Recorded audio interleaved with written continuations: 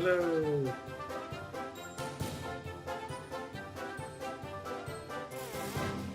Yes, right here.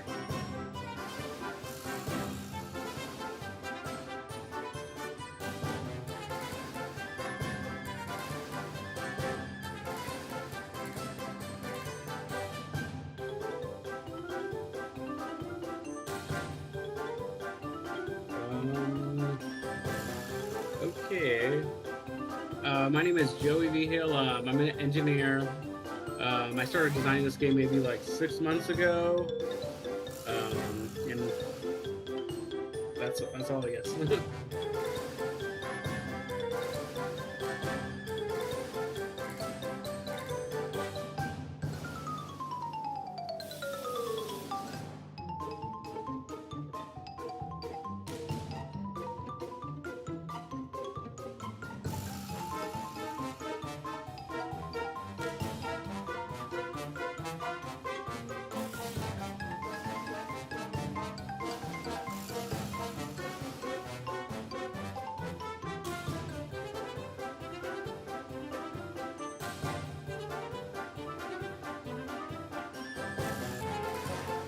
um, okay. So should I explain the rules?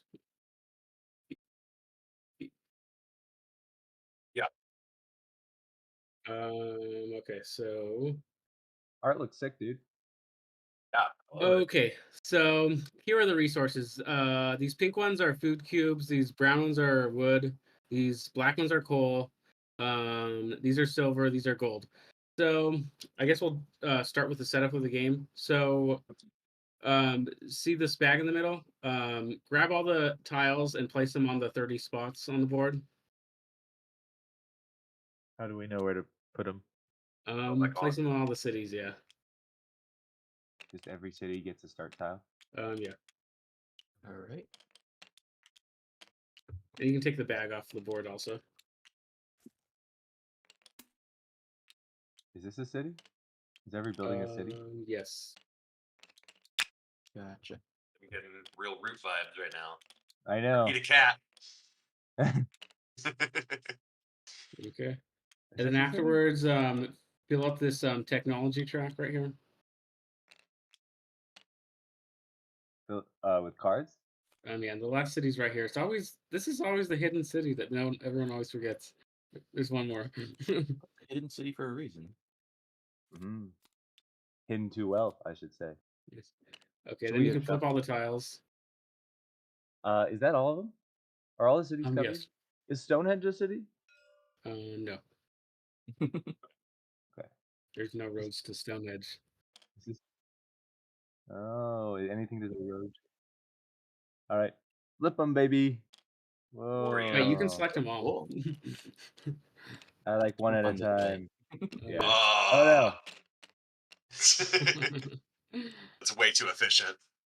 I like how all the food's at the bottom of the map. You're hungry. Go south for winter. That's where all the irrigation is, I presume.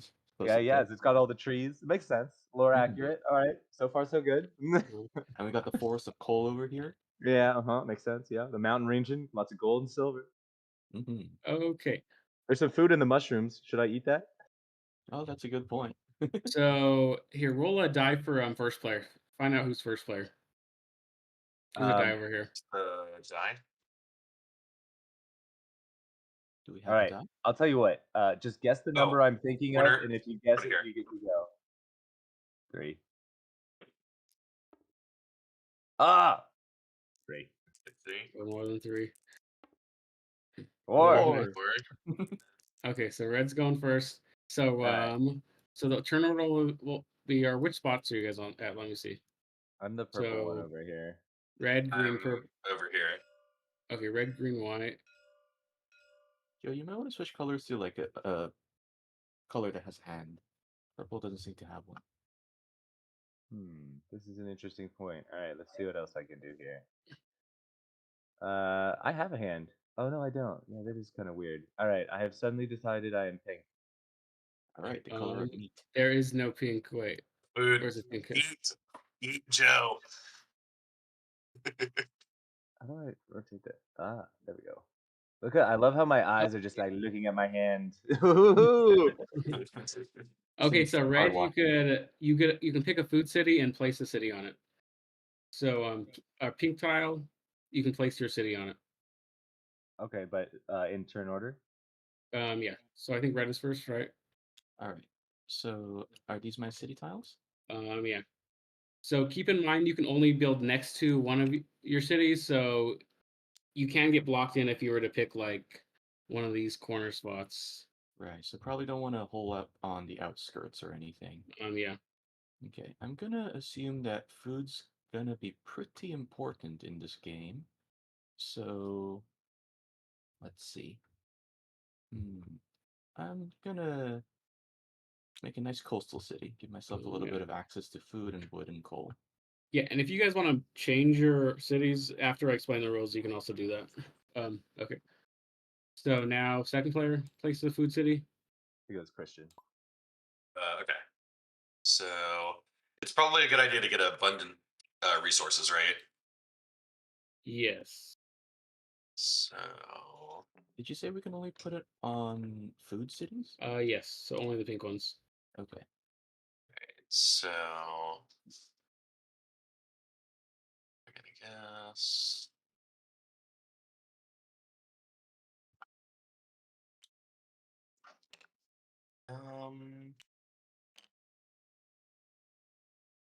I'll go here. All right. Okay, now third player can do the same. Okay. There's really only one option then. Okay. I don't know All why I'm unlocked. brown There's also, if I'm okay. pink. Nice. Can I And you change got my gold, silver, and coal available. Yeah. Pretty good. It's the There's only also other this spot. Well, it's the only other 4 connection city that like isn't directly touching you guys. So I was like, all right, fair enough. Okay. Yeah. So now last player to first, you get to pick one of these cards up here. Oh, get wrecked. You know I want that dragon, but like, let me think about this for a second. So this It's cute. or maybe I should explain what the cards do before you guys. That'd be helpful. Here, Otherwise, okay. I'm There are a lot of leaning symbols into on that it. dragon. Okay, so there's six. There's I guess there's 7 types of cards. I'm gonna go to my rule book. Seen some Oh, clear copyright okay, infringement here. Okay, so there's a loan card. Yeah, go to the cards page. Okay, yeah. So loan. So with a loan card, after paying a loan, playing a loan card, you adjust your income marker and gain coins. So for instance, you can trade 3 income for receiving 10 from the bank. So you kind of Yeah, and so you also increase your income in exchange for more money. yeah. So how do I turn into a non-spectator so I can move around the pieces? How do I So unspectate myself? are all loan production trade, are they all the same card? Or because I'm seeing a bunch of cards in my hand, do they all function the same, or does some of the loan production trade? Yeah, so still- everyone starts with the same cards. Okay. Okay. Is it Oh, nice. So a deck building can I move game? around the pieces now? Yes, as it is. Okay. Okay. So it is a deck building game. Do I get my basic cards back, or are they consumed when I use them? No, so you always keep your cards. Okay. Okay, so now I can look at the cards and I can okay, so loan. So trade 1 income for 10 coins, trade 2 income for 20 coins, or trade 3 incomes for 30 coins. Everyone pause for a second. Okay. I need to check something. Okay. I think you could still explain the game well. Okay. Hello, Indie Game Lab. You all have been listening to them talk with zero context for like the last 15 minutes, cause I just noticed that my microphone never connected to OBS. So my entire introduction never went on stream. Okay. We kind of needed to restart anyway. The short version of the introduction was just, hello everyone, I'm GigaSaurus Games hosting a new episode of Indie Game Lab Studio with Robot Doctors Gorbino's Quest. and you've been hearing the rules explanation from Robot this entire time, so you didn't necessarily need anything else from me. I just noticed that and thought I should fix that problem for the future, because yeah, I did forgot to check that because I'm okay at my job, but I am the budget IGL studio host because Garth from Primordial Secrets is busy these days. So, all right, you all can return to what you were doing. Okay, that's fine because I Yeah. kind of want to restart anyway. Okay, so I'm just gonna go through the rulebook and explain everything as we go. Okay, so the game pieces. Okay, so here's the board. There's technology cards up here. You have starter cards in your hands, and there's reference cards to see a few things.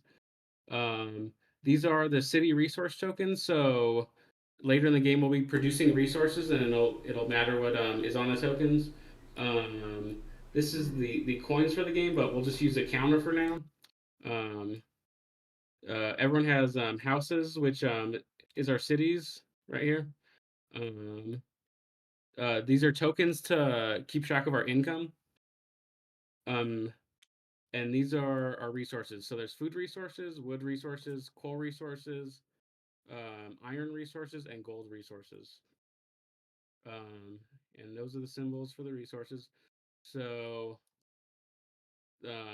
we placed the starting tokens, and we flipped them.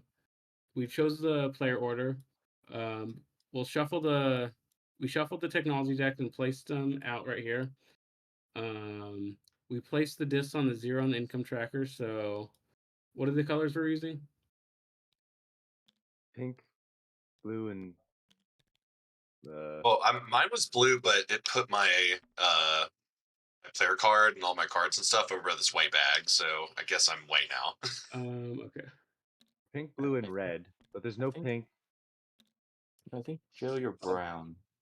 No, these I are guess- resources, so these aren't No, my cubes are brown. So I'll be brown. They call Alright, me everyone brown uses because these I'm the cubes. shit. Okay. Okay, brown. Okay, yeah. So brown, white, and red. I guess is that right? Yeah. Oh yeah, okay. Just asking, is profanity allowed on the stream? It better be. I would prefer that this be a family friendly stream because we're just talking about board games. That's true. That's true. But kids gotta learn someday. He's brown because he's the wood. Yeah. Christian, you can't say what. Come on.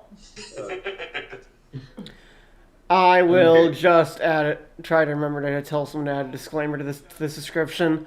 For anyone else from Indie Game Labs who want, or other independent developers who are watching this stream, hello. Indie Game Lab is open to any and all independent board game developers or non-independents who want to see what the independent world is up to. If you want to show off your game on a studio video like this one, join the Discord, say hello. Show that you're at least a person and not a robot, or at least as much of a human as this robot down here. And let us know that you're interested in a video and show us that your game is ready to go. And I forgot where I was going with this. Oh, I remember. And I was gonna say, but I do prefer family-friendly streams. So. Okay, so I'll just explain each one of the cards, and that will pretty much explain everything. And what's in the technology deck is just upgraded versions of the cards. So this first card, loan. It says trade 1 income for 10 coins, trade 2 income for 20 coins, or trade 3 incomes for 30 coins. So let's say I'm playing 2. I'm not, but let's see. So I'll trade 3 income. I go down to the 3 on the income tracker, and I get 30 money. So I'm going to put my money on 30. Okay. So next card, trade. So after you play a card, you can just place it on top like this, so you can see everything. So this trade card, buy and sell 2 resource types, and it has the cost. So let's say I have a gold. So I'm gonna sell 1 gold for 20, and then I'll maybe buy let's say I buy 5 food. So it'll cost me 5, plus 20 minus 25. So I go down 5 money.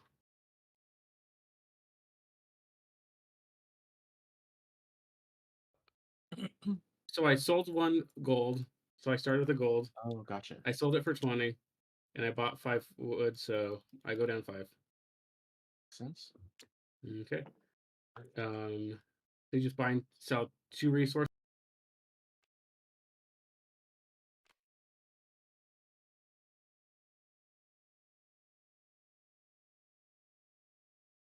And you gain income. Okay. So What is the build cost? so the build costs are on these reference cards right here. So to build on a food city, it costs 20. To build on a wood city, it costs 1 food plus 10. To build on a coal city, it costs a food plus a wood. To build on a silver and to build on a gold city, it costs a coal plus 10. I also might call this iron silver at some point because that's what it used to be called. Can you explain the victory points to me? I'm not understanding that section. Okay. So on the top of each of our card, or on the top of these cards is tags. So there's a yellow card right here, there's a purple card right here, and a green card right here. So everyone starts with those 3 tags: yellow, purple, and green. So as you're playing through the game, you'll buy more cards. So let's say I end the game with these cards. So at the end of the game, I'll have 2 yellow tags, 2 pink tags, a purple, and a green. So each of them give points in a certain way. So I'll go to the last page of the rulebook, and it says how they give points. So the pink ones, they just give 6 flat. So this is 6 points, and this is 6 points. The purple tags, they give points for leftover money at the end. So you divide by 20, and that's how many points you get for purple. So let's say I ended the game with 100 money. You divide it by 20. That's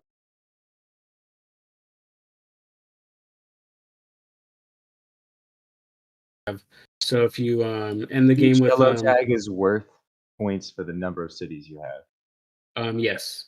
Interesting. Okay. So if I have actually if you zoom in on the picture in the rulebook, you can kind of see. I can give an example for that, or let me I'll read through each one and then we'll zoom into the picture. So the blue tag, it's the number of production types. So if you have a city built on a wood and a food and a gold, so the max you can get is ×2. So if you had all 5, you get 10 points per blue. Yeah. So the most you can get for blue is 10 for each blue card. And then the red provinces. Yes. Which ones are the provinces? You can see the borders. Dotted lines? Yeah, there's dotted lines and there's a label for each one. So there's 10 provinces total. What's going on here? Because there's like a dotted line and it seems like it stops. Yeah, the river kind of continues the border. Oh, I see. Okay, there's actual different. Okay, so this is one area. So so there's bigger provinces and smaller provinces. Because the green area is a big province. Yeah, there's some with 4, some with 3, some with 2. The lake is its own province? Yes. Okay. I noticed that there's 2 labels. Is the realm of Eldoria just like its own? Yeah, that's just the label of the map. Okay. I see. Okay. Interesting. And then so red, it's for having the most cities in a province, and the multiplier is ×3. So if you have 3 cities in a province and someone has 1, so that would count.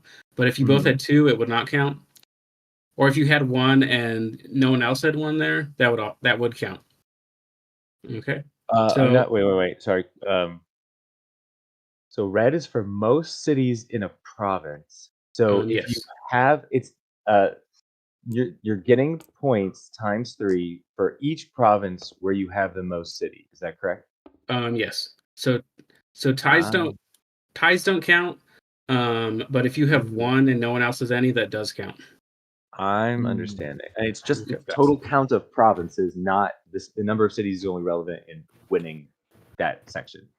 Yes. Okay, got it. Okay, and then green is just for the number of provinces you're in. So so you just need one city in a province for it to count towards it. Okay. Okay. So if you zoom in on the picture on the rulebook, we can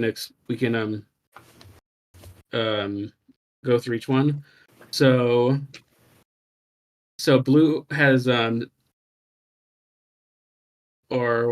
let's see. Let me go in. Blue player has with 6 cities scores 6 points per yellow tag. So see the blue player, they have 6 cities at the end.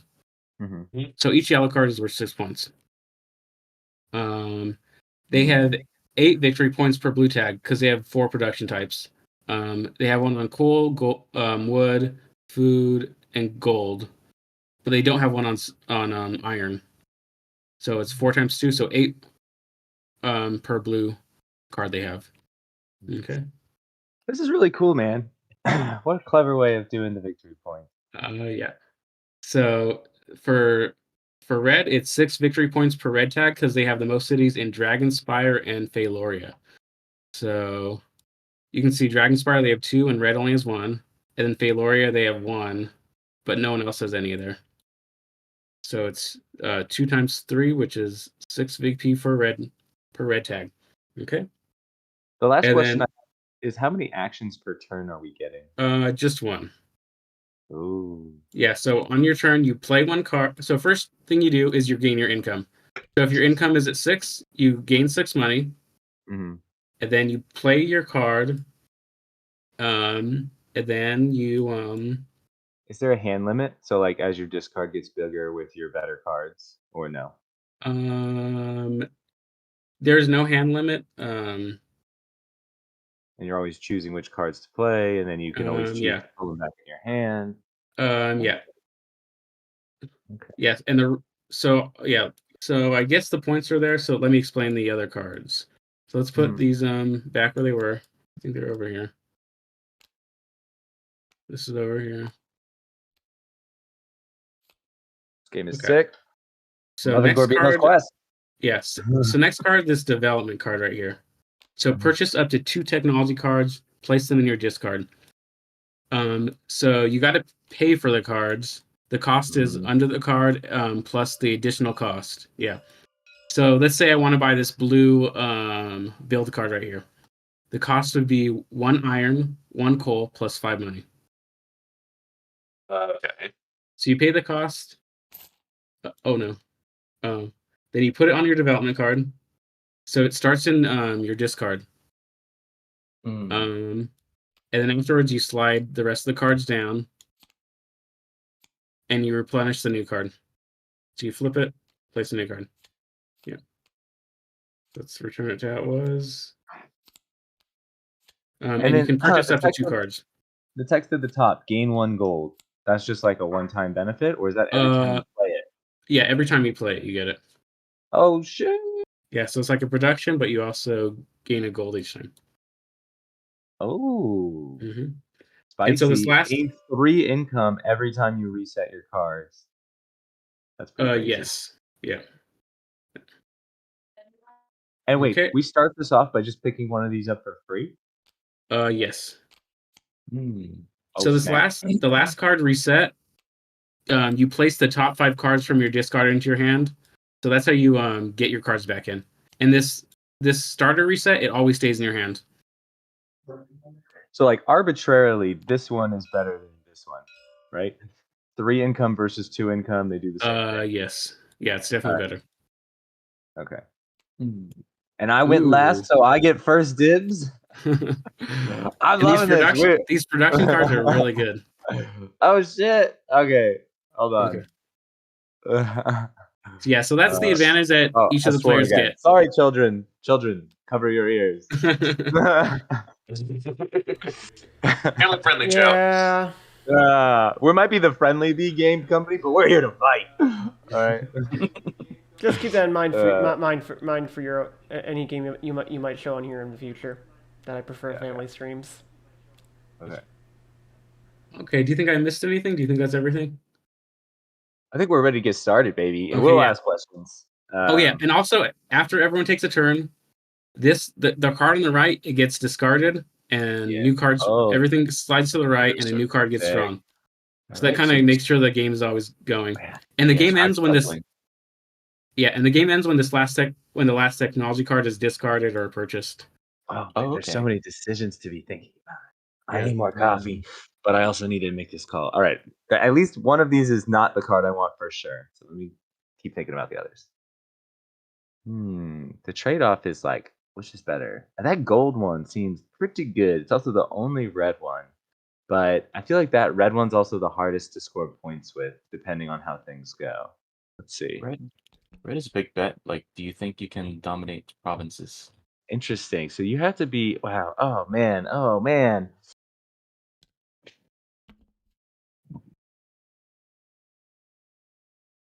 Wait, is blue playing too?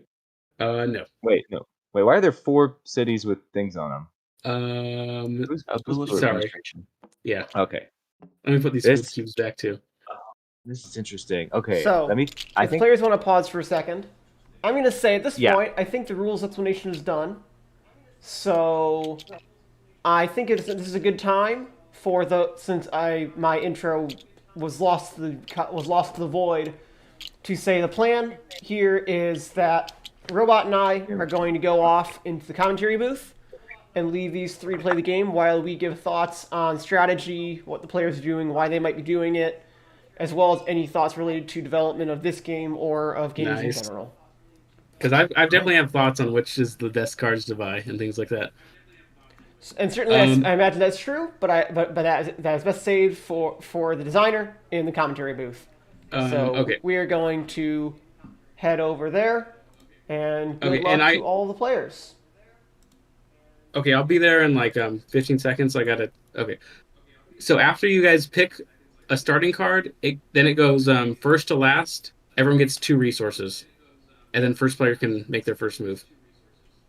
Okay. Any resources or? Yeah, 2 of any. Oh, okay. So you can get a gold and a coal. You can get whatever you want. Okay. You just get to pick. And actually, I said we're going to commentary booth. I'm actually going to force all of you into different chat rooms. What's really going to happen? But Okay. hold on. I'm thinking about my decision. Everybody better be thinking about their decisions too. Good. Robot, are the rules done? Yes. Cool. Enjoy. Good luck with the game, all players. Thank you, Thank you. guys. Thank you. Okay, wait. Is there any cost to producing? No, but there is a cost to building. So we don't start with any resources, Not right? anymore, am I? And You start sorry, with how much- 2 resources. of our choice. Yeah. Oh, and how much money do we start with? No money. No money, 2 resources of our choice. Okay, so. Okay, Yeah, so the no, Robot only and I thing are you going to can build move. on is I coal. think I don't have admin privileges anymore. So. Okay, well, I clearly want to start with the pink, and I want to start. Okay. And you're going to need to return your camera back on because Discord. Okay. And yes, I will say, so for those who have been watching, they've been seeing a demonstration of that's a bot. I'll deal with that later. What not to do when you're a streamer, because I've been fixing audio this whole time, so it's once in a while the audio's been cutting out, and it's just been a thing that's been happening, kind of. Oh, okay. That's not the right window. There we go. Okay, I hope. There we go. I hope you think they're gonna be able to play. You think I give them enough explanation? Okay, I guess they can message me in chat if they need anything. Actually, let me send a message right now. There's also the TTS chat, and if they use the TTS chat, then they'll go on stream so people can see it. And for anyone who's watching the stream, we have a bot in the chat, so that's fun. Really? Or type of I assume bot? it's a bot because they're saying, hello, sorry for bothering you, want to offer promotion of your channel, etc., etc. Oh, wow. That is annoying. But we're a budget stream group around here, so we don't have mods other than mods. So that bot's just gonna sit there because no one's talking in chat anyway. But that is a bot, so that's fun. Anyway, so yeah, this has been a whole example of how not to run streams.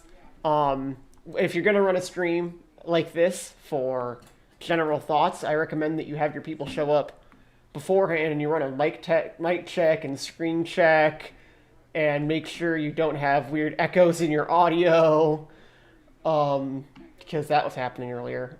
My mic was picking up my speakers, which is why I moved over to my headphones for my audio input, and then doing that changed the audio settings on my recorder, so OBS lost audio, and I had to go fix that. Streaming is fun, people, but be more prepared. Oh wow, they're all starting with food and wood. They all want to. So if you look at the build costs, so they're all wanting to build a coal city first, and they're going to be fighting over this city right here. So this one here, you're saying? yeah. So and I think red goes first. So I feel bad for brown. In fact, I think brown's gonna get blocked in. Feel kind of bad for brown. Well, brown can get to the stone though, right? Yeah, but red is definitely gonna get. I mean, red goes first, so they're probably gonna build first. They're yeah, pretty dirty going. There are two coal places they could build. They could very easily build the one that doesn't block red in if they don't think about it. Mm-hmm. And if they don't block brown and then brown can block red, can take the other coal, and now they've gotten that entire island locked off basically. Yeah. Do you think I should tell them that they can move their first city around now that they kind of know the rules? Yeah, you can. Up to you. Okay, You're let me just hop in there really quick just to tell them. I don't know that it would matter very much on this map, though, because the reality is a lot of your food cities end up in this bottom corner anyway, so unless you said one of them went up to Faloria over here, it really wouldn't change much, probably. So I added a rule that in like 5 and 6 players, the food cities have to be spread out. There can only be one food city per province, but yeah. Well, then you have to do weird blocking each other. I do remember reading that in your rules, and I was watching your setup and thinking that's really not an easy way to do it if you want randomized towns, because you cannot make that work randomly. After reveal, you have to just choose how things end up getting placed after that point. So yeah, the way I was thinking of doing it, so there's 10 provinces, so I can make a capital of each province. It would be the same as any other city, but it would be for this purpose, and I would put like a C on it maybe. So I would get the 7. So there's 7 food cities if you count them. I would get 7 of them, and then three wood. So that's 3 + 7. That's 10 of them, and I'd put a C on the back of each of them, and then you place those 10 C's resources on the 10 C cities at the beginning, and that would make sure there's 1 food city per province, and then you place the rest of them. That could certainly work. Yeah, so that would make sure all the foods are spread out. I think I probably should do that. That certainly makes sense for large player counts, certainly. Yeah. And it could just be part of normal. Oh, nice, they're picking their starting cards. So I see someone finally took the technology that was the gain gold for production. Yeah. Are they supposed to replenish here? Or? They are not, but let them go. Okay, yeah. I wondered if that was the case. I guess it's fine. It does. I will say this. It balances a little bit between the first and last player now, because now the last player, especially in 6 player, now the last player isn't just getting the single card no one else took. Yes. So it's not awful to do it this way. That might be better, actually. Yeah. That might be because there is still slight advantage first player, because they still get first dibs if there's like an obviously best card right at the beginning, and so they have 6 chances to have an obviously good card versus one chance for everyone else, essentially. The card that just flips up. So I think this is reasonable. So you're a designer. You can say what you think. I was looking at the board and thinking the gain 1 coal is better than the gain 1 gold. I don't know if it's accurate or not. Yeah, it's definitely like a toss-up. Like gold, you can buy better cards with gold, and gold sells for more. But coal is good for building gold and silver cities. Makes sense. I suppose I also just realized that you've got coins and then you have gold, and they are not the same thing. Yeah. So Which- the money is called coins. Yeah. I feel like it could definitely get confusing at times, because I was Okay. definitely thrown off by that a moment for myself for a moment there. Yeah, Regardless, originally, I'm I sure had it's the money fine. called what? I said regardless, I'm sure it's fine. Yeah. Originally, Anyway. I had the money called talents, and it was like a T symbol. But people are like, "What is that? That doesn't make any sense." Like, I don't know. Well, I think coins Why is change it to fine. I coins? just question whether you should have a gold resource. hmm Because right now, so what do you have? You have food, you have wood, you have coal, you have stone. Yeah, no stone. That's iron and gold. Oh, that's okay. That's iron. Yeah. So you've And got it makes metal. kind of sense. What I like about it is to produce a iron city and a gold city, you need coal. So that kind of makes, I don't know. I like that. That works like that. You need coal to produce those cities. Oh, that's fine. I'm just contemplating. Could you call your last resource something other than gold? Maybe actually, because yeah. Could it just be jewelry? Maybe. Maybe Unless something you're like using that or gold to actually precious. build stuff, but I hope you're not. Yeah, I think I got it from Cartazone or Kalis. I mean, there's a gold resource in that. Is there also money? There is, Okay. and the money is called. So other games already do it. So that's maybe fine then. Yeah. Anyway, so speaking of which, this is a good lead into a question I wanted to ask. So where did the original inspiration for this game come from? So I stopped working around March, and I pretty much just started playing board games constantly, like 3 or 4 days a week, just constantly playing board games. That's all I did. Like, I didn't really want to look for a new job. I don't know. I was getting unemployment, so I was like, why would I even look for a job? Like, I'm already making money. So Boy, that has all kind. There are all kinds of socio-political economic questions you could get into with that statement. I'm not going to.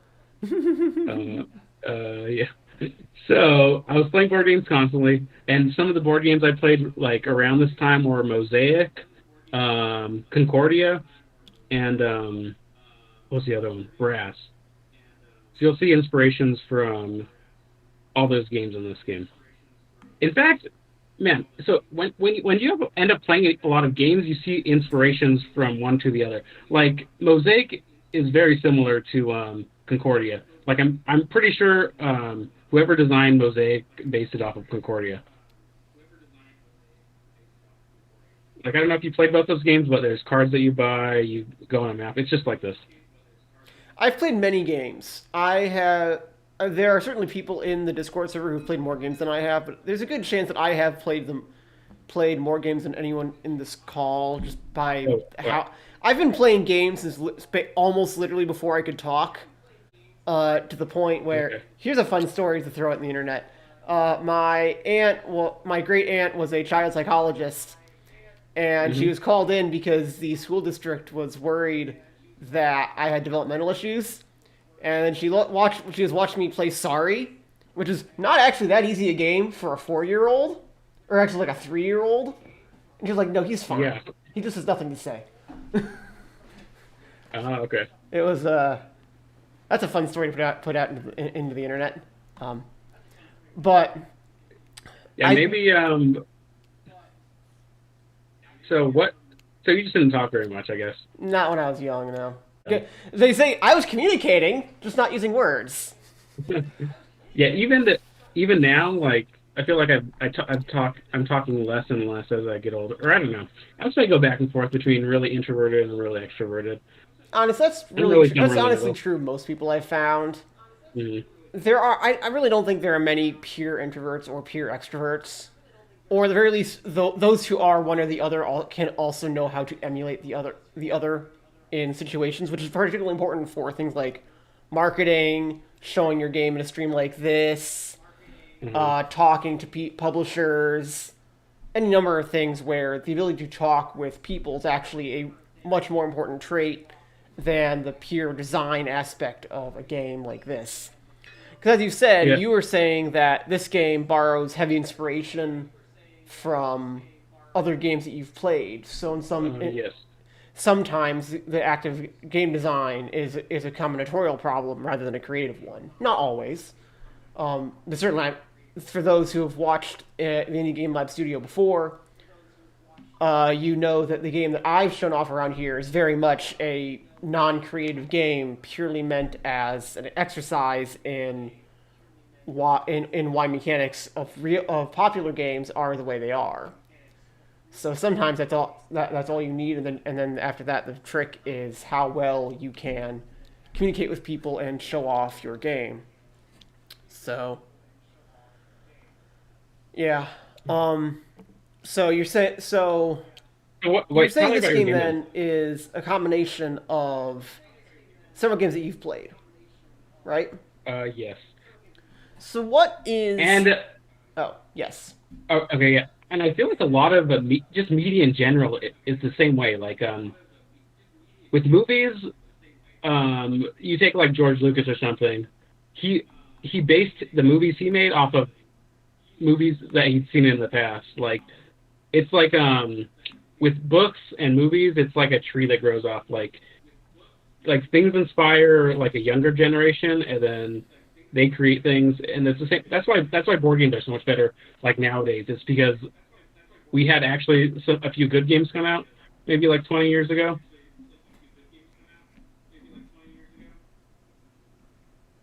Like if like Catan never came out, like where would board games be right now? You Okay, think so this is anyone? not something I've commented on much on this channel, but I don't Mhm. like Catan. Catan is I will forever give Yeah. Catan that it is actually important in the history of board games because it made serious board games or games that appear to be serious mainstream. But I don't think it's a Yeah. very good game. Yeah. After you've been in the hobby for a while, it is very simplistic. Well, and here's the thing: simplistic isn't necessarily bad. A game that I play a lot or played some of at least is a game called Cascadia, and that's Oh, a okay. pretty easy game. Actually, you just pick an animal, pick a tile, place a tile, pick a tile, place a tile. But that, unlike something like Catan is highly convoluted in what you do, despite also being highly random and highly random initially and deterministic after that at high levels. Is what people have often found Yeah. in Catan strategically. The aspect I Uh, don't like about it is the trading. That's what I dislike about it. If I were to remove one thing, it'd be that. Trading can work in some games. Twilight Imperium is a game that has lots of trade going on, but that's because it is meant to be a socio-political game. A game like your game here or Catan aren't really meant to be. So the problem with Catan is it ends up spending lots of its focus on mechanics that don't actually help it as a game. Is my argument anyway. Wait, say that again? My argument is Catan spends a lot of its effort on mechanics that people use, but aren't actually the important part of why you should play Catan. You play Catan because it's a city, it's an empire builder, Uh-huh. and it's a simple empire builder. But then you spend half your time trading with people on what either are deals that one party or the other should never take, and they're just being cheated, or else, Yeah, when I play Catan, if someone's gonna offer me a deal, I make sure like they're giving me more, like because I know they're gonna build like a city or settlement off of that. Like if someone says I need a wheat or something, I'm like give me 2 wood for it. I'm not giving it like for that cheap. yeah. And in I some think ways, that's the biggest noob trap of Catan is you just give people their trades. yeah. It's probably the worst thing you can do. But anyway, enough bashing on Catan. Okay. So then, as you're saying, this game is based on several other games because, as a famous scientist once said, "If I have seen further than most, it is because I have stood on the shoulders of giants." Yeah.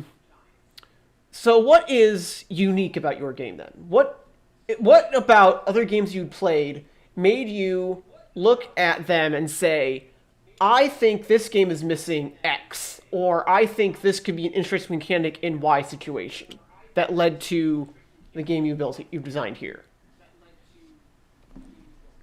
I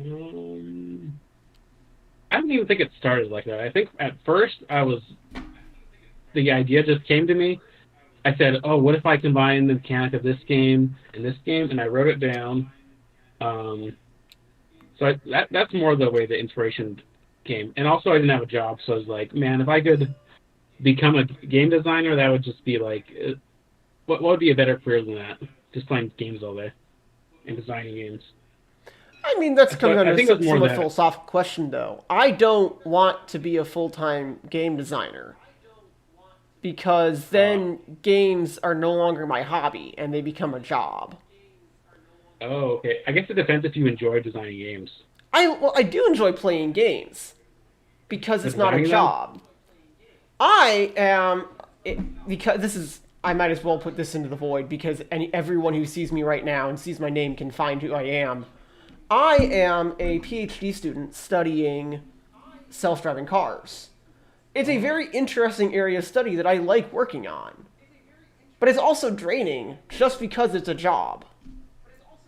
And I have to do it. One thing I've realized is real mathy people are the people that are drawn towards board games. Often, Like yes. I myself am an engineer, and this B company guy is an engineer too. And I was like, wow, we're like in such a similar situation where engineers have had jobs, and you're a PhD student. We're just like mathy people. That's why we're drawn towards it.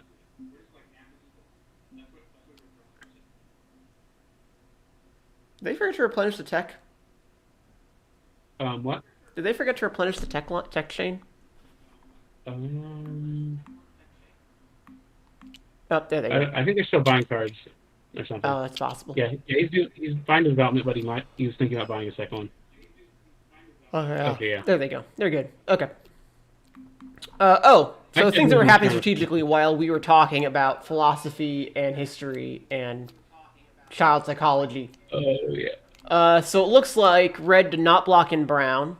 So Brown more or less has Stormholm to himself for the foreseeable future. Yeah.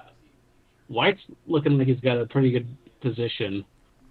He's got like half the map. Yeah, White's almost entirely locked off Goldendale and Raven Shadow already. It's looking like Red is the one who's going to get blocked in now. Which I think means Red has to go south, probably. If they take Moonstone, they have good access to to the entire Moonstone region that the others don't have as much, other than Brown. But I think Brown's probably going to work on other things. Also, if Red goes to the Iron City in Elmspire, they could start. They could escape that direction as well. I think. Yeah, so let's look at their resources. So this is a Silver City, so you need a coal for it. So it looks like Red is going to build there, actually. Unless he wants to get blocked in.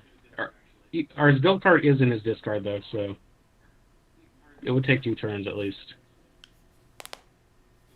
Can the other player block them in before they get that? Before that, though. Um, let's see, Brown. Oh, Brown has the coal too. Both of them, I'm gonna take 2 turns. I don't know who goes first. Because we lost track of whose turn it is. Yeah. Is it going clockwise? It probably is. I don't know.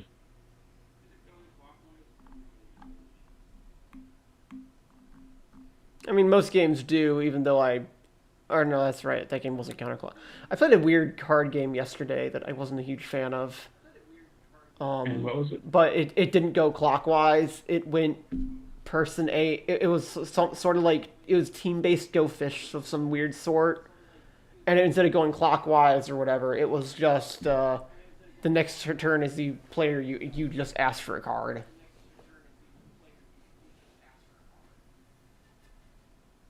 Oh, okay. That sounds annoying. So, wait, so if you want to go next, you just ask for a card. So no, if it is currently your turn, you ask an opposing player for a card. If they do not have that card, it is now their turn.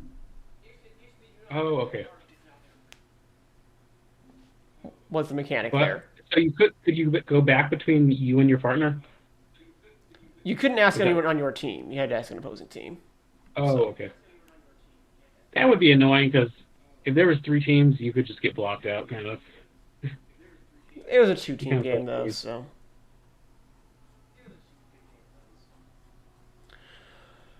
But honestly, it felt to me like overly convoluted Go Fish. I didn't see what value the extra complexity gave in reality. Like, yes, it was a game that had more going on, but I didn't have that much more fun than just playing Go Fish. Mm-hmm. Which is not that fun to begin with.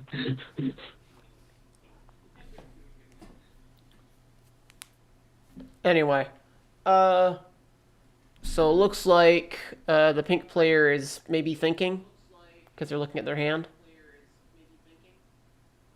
Oh yeah, speaking of the hazards of streaming, or you all didn't notice this, I don't think, and I don't think it even showed up on stream.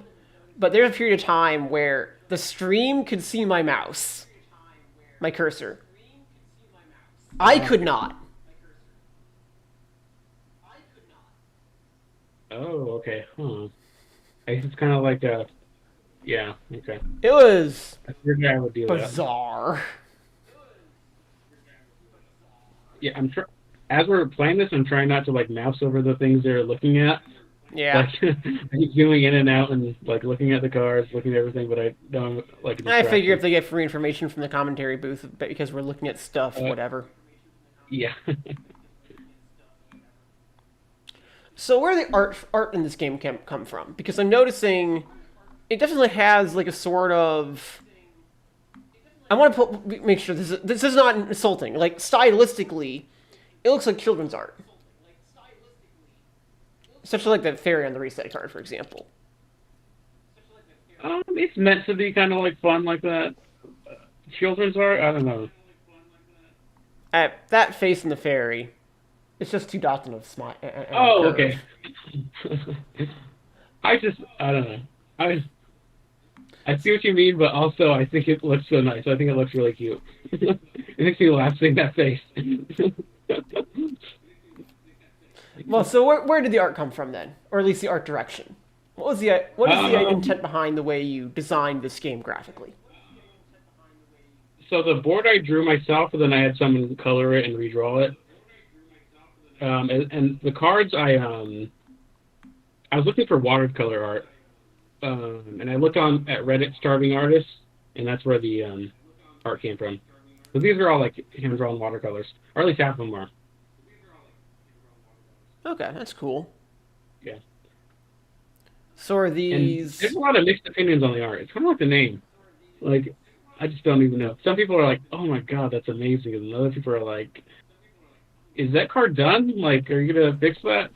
And I just don't even know. Well, so is this like art you've paid for already, or is this art that yes. just placeholder art? Yes, this is art I paid for, so that makes me worried. Like people saying things like that. I think the real problem is I think the real problem with that fairy is that stylistically, it looks like it's from a different game than the octopus. Oh, okay. Do you see what I mean? Then. Like the Yeah. octopus is like this fantasy detail thing, and then the fairy's just got like 2 dots and a curve.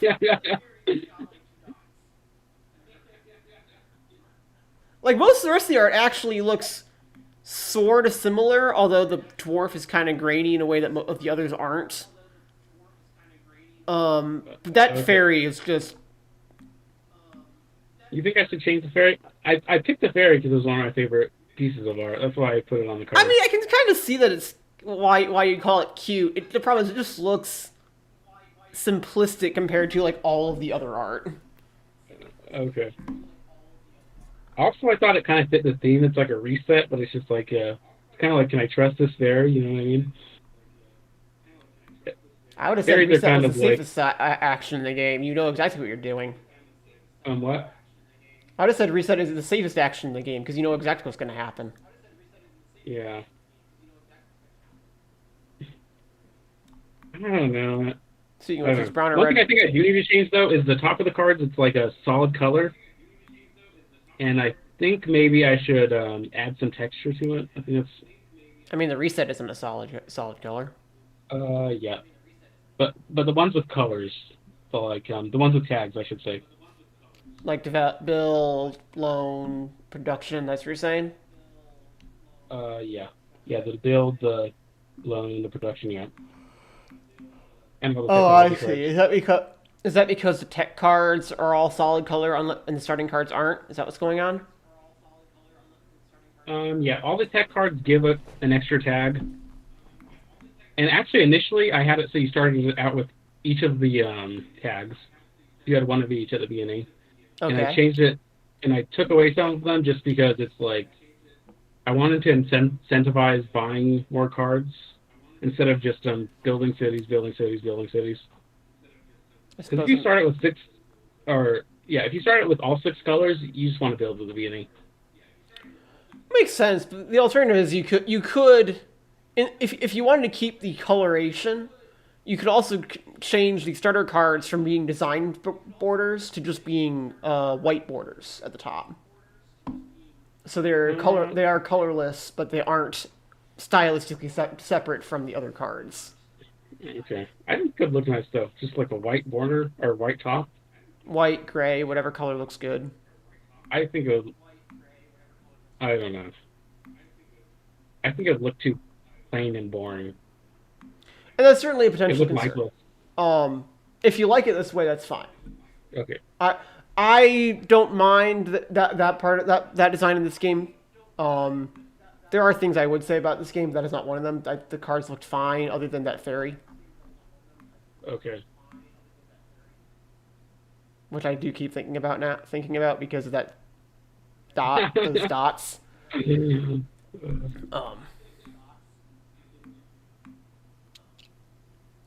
So this is supposed to be a I guess there 90-minute could change stream. I don't know that they're going to be done based on how fast they're playing right now. Yeah, out of all these arts, I don't like the mimic the most. Like, it fits the card like it's a loan, so you're kind of like taking money and losing income. So it fits the theme of the card, but Talking about the dwarf. I don't like how it's drawn as much. Talking about the dwarf. What? Talking about the dwarf. No, the yellow loan card. The Oh. starter loan card with the mimic. Oh, I the look treasure at chest. eyes. It looks.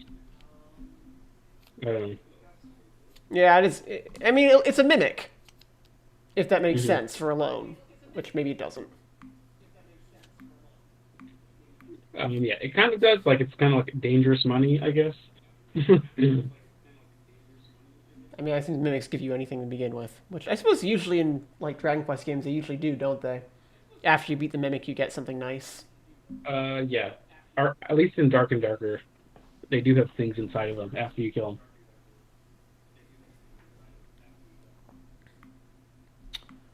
Anyway, so based on the current state of the board, you like White's position, right? Because they seem to have potentially locked off a lot of the board to themselves.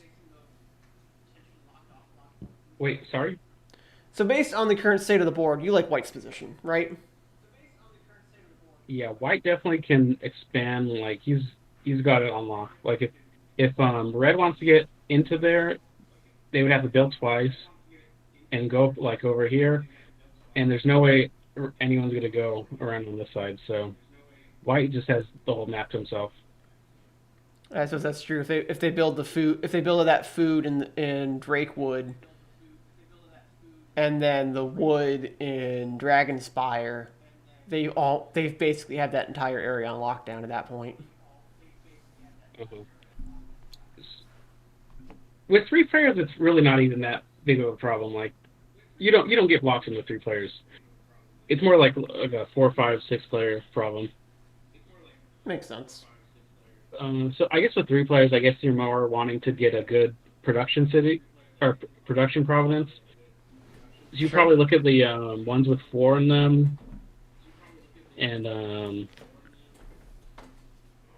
don't know. Like I would say that top left spot, that gold, silver, and 2 wood province, that Misthaven up here, is probably the best province to like produce in. Okay, so you've been going back and forth. So is that gold? Is that iron?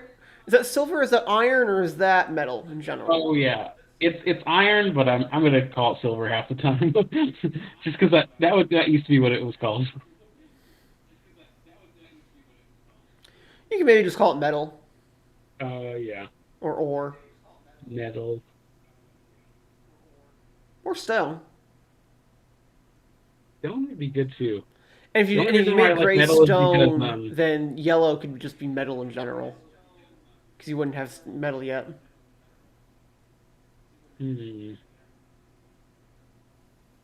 Just a thought. That is an idea. What I like about it being iron and gold is that you need a coal to build each one. It kind of makes sense. You need coal to build those type of cities, but yeah, it doesn't. Why do you need coal for gold? What? Why do you need coal for gold? I get that you want coal for smelting iron, but what are you using it for gold? You need to melt them. You need coal to melt the iron and gold. Do you melt gold that often? Gold's pretty malleable. I've not done any blacksmithing lately. That's fair. Yeah. Coal makes sense for metal, or for iron rather, because you're certainly using coal for iron and steel. But I mean, they melt down gold if they're gonna make something out of it, right? If they're gonna make a ring, or do they just pound it into shape? I think it depends. I suppose they probably do melt. They probably at least heat it up, I suppose. Anyway, if I was Garth, I would be better at coming up with really insightful questions for a stream that runs for a long time. I am not Garth. One income, okay. Okay. One other thing I should add is the cost in the cards is based off of 2 things. It's based off of the type of the card, so like production, loan, development, and the other type of thing is the color on the top. So for instance, this loan card in the middle, this pink loan, it costs 10 plus 10. So that goes along with the pinks are all 10 money, and the loans are all 10 money. So that's why this one is 10 plus 10. And then if you look at this pink production, it costs 10 plus coal. It's because the pink is the 10 part of it, and the production is the coal part of it. So that's how the cost is determined. Yeah. So the loans the pinks are kind of bad by themselves because it's only 6 points. Like you can make the other cards worth a lot more. Oh, red has a problem. What? So brown just built an Elmspire. Oh yeah, red is kind of blocked him. He's gonna have to build down. I bet red is mad. But there's tons of cities for red to build in. It won't be a problem. They are all wood though right now.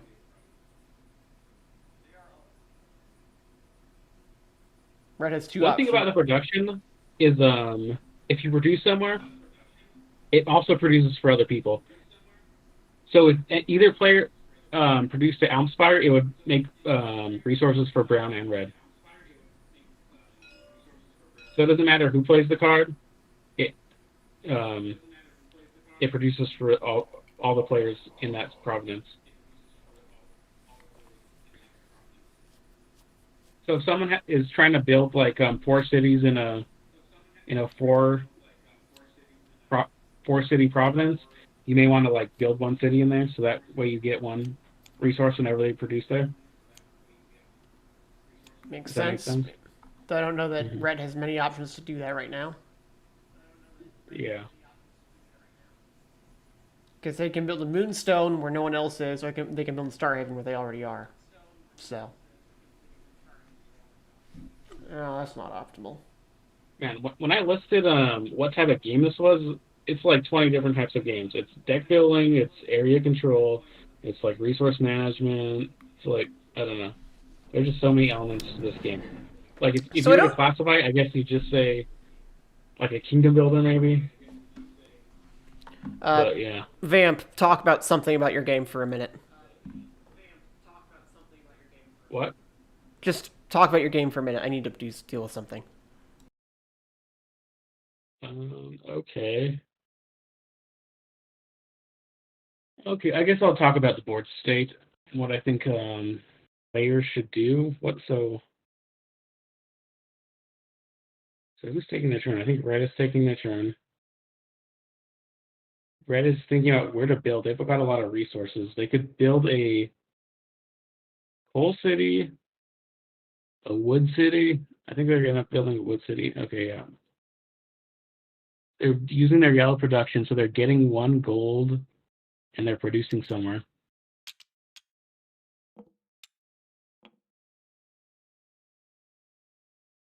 So, okay. Wait. Where did coal do gold? Where did red do that? Oh, okay. They gained 1 coal and then 1 coal and 1 wood.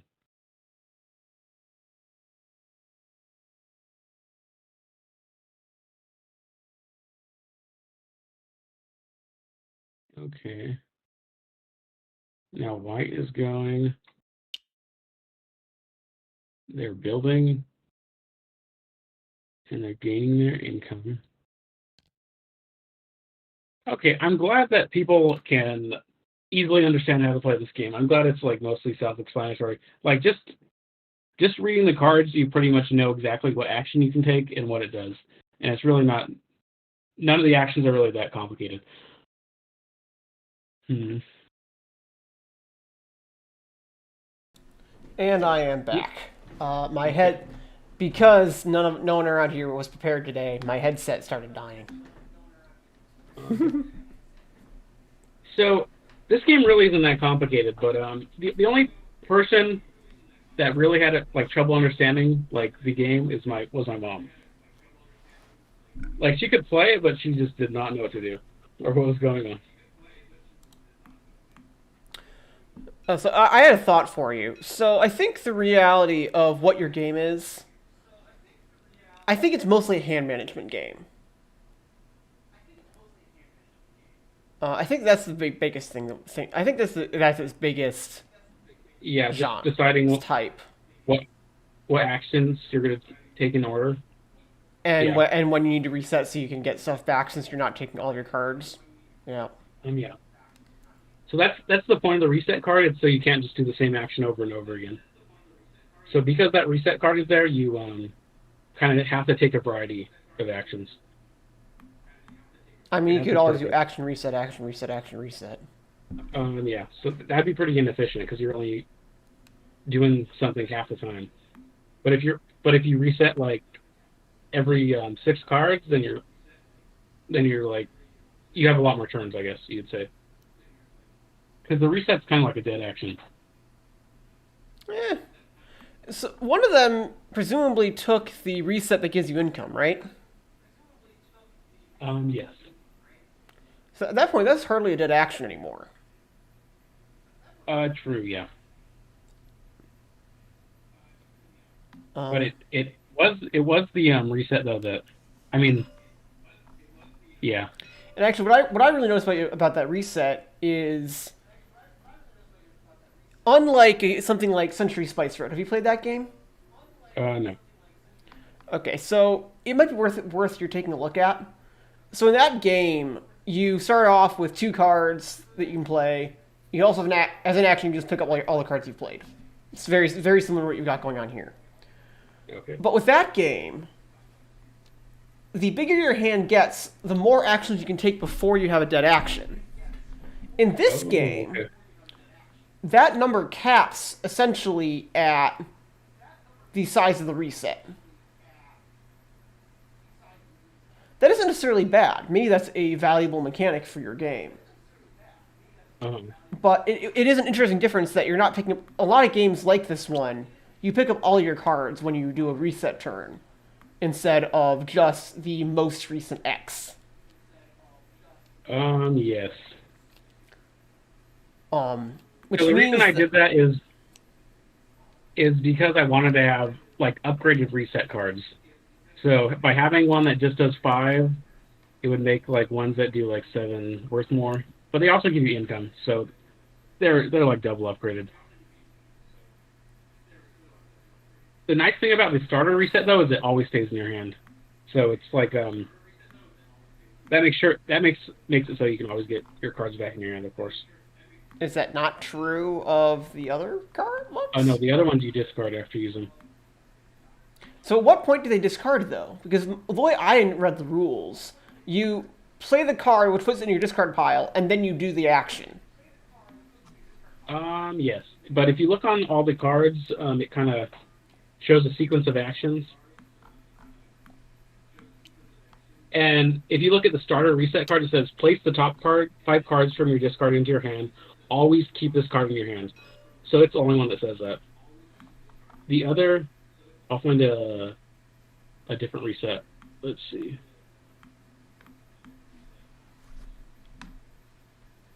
There is one.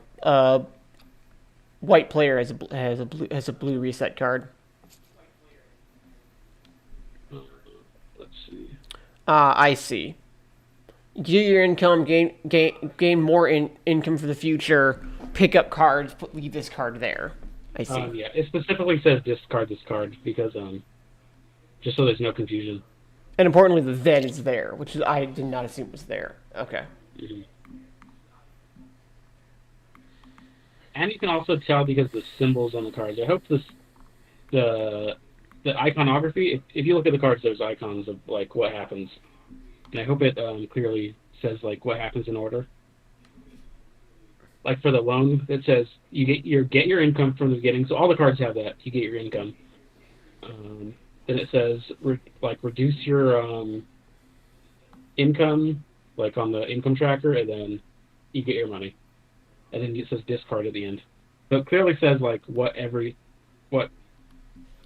card does. I'd worry about the iconography, but you do already have the text description for anything that isn't clear, so it's probably fine. Yeah, I think it does make it more clear. Like if, like for instance, it matters on this development card because you discard the development card first, and then you pay the cost, and then you put the cards you purchased on top of it. Yeah. Because that's like one question people would ask is like, wait, did the cards I purchased go under the development card or over them? Because you're playing the development card and then you're buying cards afterwards. Like, which one goes on top? So if you, certainly, I see what you're saying, and certainly that iconography helps. I do think that the fact that that is one card where the effect is not entirely described by just the text is something you may want to think about. And maybe we're saying, discard this card, then do this. Similar to the resets, for example, which are the opposite order. One thing is I'm trying to put less words on the cards, I guess. Have you played Terraforming Mars? You have, right? Yeah. If you look at those cards, they actually have a lot of text on them. The iconography that's on there is actually so you can get a look figured out at a glance, but the full effect is described on the card. Yes, there is a lot of text, but if you look at the sentences, they're very simple. It's like 3 and 4 word sentences. It's like gain 1 income, I mean, yeah, but discard this card, then purchase up to two technology cards, place them in your discard. That isn't that much worse than what you've already got. Right?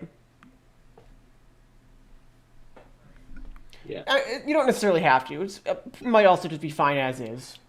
I hope I got the wording on these cards right. I really wanted to make it, like, ideally you want to make it simple and so they understand it, like, without much text. Sure. Like, if you can put, I don't know. Makes sense. I have a hard time putting that into words, but that's what I was going for. Mm-hmm. Because if you look at a card and there's like a paragraph, you're just thinking, oh, do I even want to read this? This is like, they could have worded this with like 10 words. Why'd they put a paragraph? I don't know. I think that's a mistake a lot of other people do. It is a common mistake. But you can very easily go too far the other direction as well. Mm-hmm. If there's ambiguity, that's not good either. Okay. Is my argument. You want another. Precision, then concision. If that makes, in my opinion. Yeah, another inspiration was viticulture. On those cards, there's like 10 words. They try and make it really simple, like what each one does. I feel like they did a good job with that too. I mean, one option you could do is you could use keywords in your cards. So for example, reduction could be I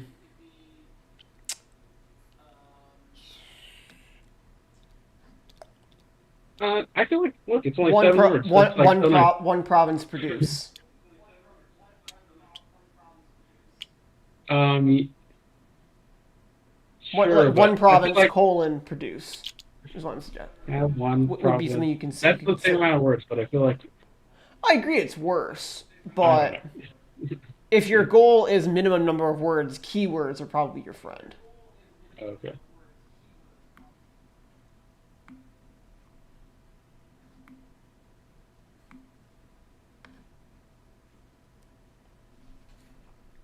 I like to think I did a good job with the wording, but I'm not most a of the word guy. Most of the cards look fine. I'm a math guy.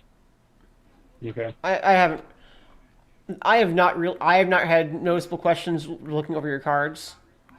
Okay, just reading any of them, you could pretty much tell what it does, right? Most of the time, yeah. Okay. Yeah, if there's any like specific card that you're like, wait, you gotta explain this, like, definitely ask me about it because I should probably make a change to it.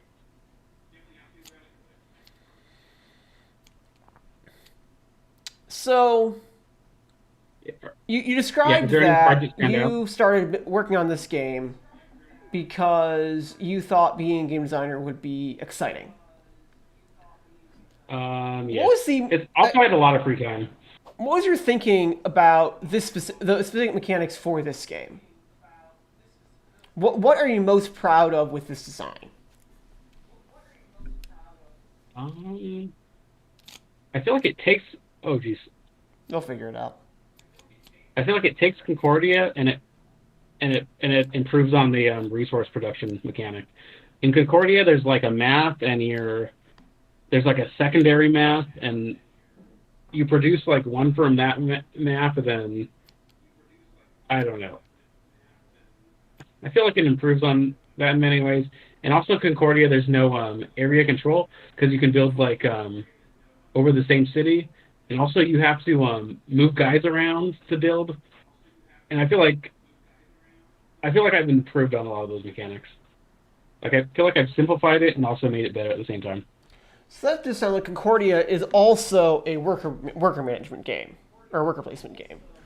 This game is not that. True. That isn't necessarily a bad thing. I'm just saying that's merely a design and strategic difference between the two. And these are the questions that are worth thinking about, because these are the questions that, as a consumer or as a theoretical publisher, I would ask. What about your game should make me care? Why should I spend, this looks like a $50 game, give or take, in today's market? Yeah. Why should I spend $50 in this game when I could go spend $20 on Smash Up or whatever? Or Summoner Wars, something like that. Some other game that clearly has a strong hook that I know I like. What as a consumer would make me want to buy this game? Because that's an important question about answering questions like this, because I don't even know. Like, what do you say? I'm hoping people just will look at it and say that looks fun to play, or oh, this guy we played this game, it was so much fun. Like, it's hard to. I'm really awful at putting things to words. Like, if you take like one of my favorite games, I guess, like take maybe let's say Terraforming Mars or something. If I were to say like what's special about this game or something, like I would maybe say I would have a hard time even putting that into words. Well, I can actually tell you the answer, because I go to Gen Con, and I've gone to Gen Con the last couple of years, and this last year, the designers of Terraforming Mars were there showing off Terraforming Mars, the dice game, and giving some seminars. Mm-hmm. And one of the things they said in one of their talks was, if you think about Terraforming Mars, and then have you played Through the Ages? No. Okay, so this may not make sense to you then, but Through the Ages has been around since ages, kind of. It is at this point. It's almost kind of a hilarious joke to me. It's on its second edition. In that game, all the cards are split into eras. So you got era 1, you got era 2, you got era 3. And that's actually pretty common in a lot of games that have really big decks, where you split them between phases of the game. Terraforming Mars doesn't do that. Terraforming Mars, all of the cards are in one deck. And what the designers said was, when they went out and tried to show the game to publishers, all the publishers were like, no one does games this way. You should split the decks into multiple eras. That's what everyone does. That's easier. Everyone understands that mechanic already. But Terraforming Mars said, no, we really think this mechanic works well for our game. And after they showed that it worked, if you now look at many games since then, games like Ark Nova, for example, a lot of them now use that mechanic of one giant deck of cards, because Terraforming Mars showed that it can be done. Mm-hmm. And I actually think that is one of the big mechanical reasons you play the game. The other but then there's also the thematic reason of Terraforming Mars is a game about terraforming Mars. And that's just rule of cool. Mm-hmm. Yeah, they definitely picked a good theme, like, because I don't know, so many games are just so generic. Even this game, it's like it's just a fantasy theme. Like, what? I don't know. It's hard to pick like a unique theme. There's so many games about war. What they say is they actually designed from theme up. They actually started out wanting to design a game about terraforming Mars. Was where they started from. It's great to get a game start. Like, some people just start with the title and they're like, okay, let's go from there. So, like, some people start with a theme. Some people start with the mechanics, then they pick a theme afterwards. I do think that's actually really important as a designer, to know what your design goal is and where you want the shape of your game to go. Mm-hmm. And that's part of why I ask these questions of designers, especially today, because these are important questions to think about as designers, as consumers, as an audience. Why should anyone who's watching this stream right now? Hello, Anzus, Arena of Ambition. I don't know how long you've been watching. I just saw your message in chat saying heyo. Why should Anzus from the Discord server be interested in your game, or what lessons could they take in designing their game from what you've done. Although like Anzu's been around forever, they're a bad example. They've been designing their game for a long time. Their game's in a pretty good spot, though I haven't played it myself. But imagine they weren't a experienced indie developer at this point. So I think these are really interesting questions because right now, especially in this game, right now, it looks like a lot of time is just being spent thinking, slowly getting new cards. They're starting to get decent-sized hands. Slowly building out cities because Red just built their third city. So, Yeah, wow. thinking about the philosophy and design of games is a good way to think about what could improve on this game or another game like it. So, that's why I ask this stuff. So what type of design goals do you have? Like, I don't know if you're working on any games right now, but what are your goals for it if you are? So one of my games that I worked on that has videos on this channel, if you go back and look at them, is a very simple game called Master of Arms. That game is just Dominion meets Shards Infinity. That's all that game is. It is just a 2-player combat deck builder with a static market instead of a dynamic one. That particular design had one goal and only one. Why do most modern deck builders use dynamic markets instead of static markets? And if you go back and watch those videos, you'll see that I think I actually came to a conclusion and why I want to do that, because the reason I was curious is I have another design that I've been slowly thinking about in a spreadsheet over a long period of time of a tactical deck builder where you buy cards into your deck in hand and then you play them out onto a field where they go fight each other in tactics. Similar to a game called Summoner Wars, where you have a starting deck that you dig through and you play out to actually go out and battle. But with the idea of this game, this alternative game, is you can do that, but you build your army throughout the game instead of starting with the deck at the beginning. Which means you could potentially have more variety and flexibility in how you build your deck. That's the sort of thing I'm thinking about in the context of that design. Say, I want to see if I can make a flexible, tactical card game. If that makes sense. Oh, okay. Then I've got another design that. How do the cards fight? Is it kind of like Magic? Like, is it attack, defense? Like, how does that work? You think I've put that much thought into it? The short version probably is they have health and they just and you just attack them. You attack for a value and the cards lose that much health, and if they die, they go to the discard. Oh, okay. I think is how it'll work.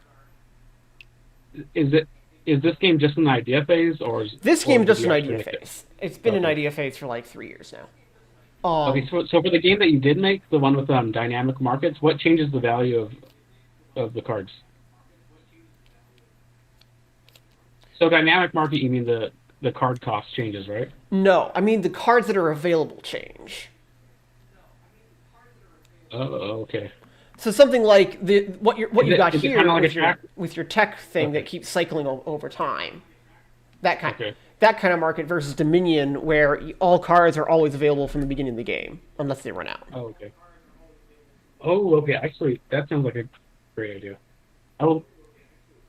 What episode was that? Was that like one of the early episodes, one of the first ones, I imagine? Master of Arms, I think, was episode 2 and episode 25, I think. Oh, okay. I imagine you did a lot of development between those times? A little bit. It was certainly a much better game the second time. There's a reason it's been fully archived since then. Have you played Dominion? Okay.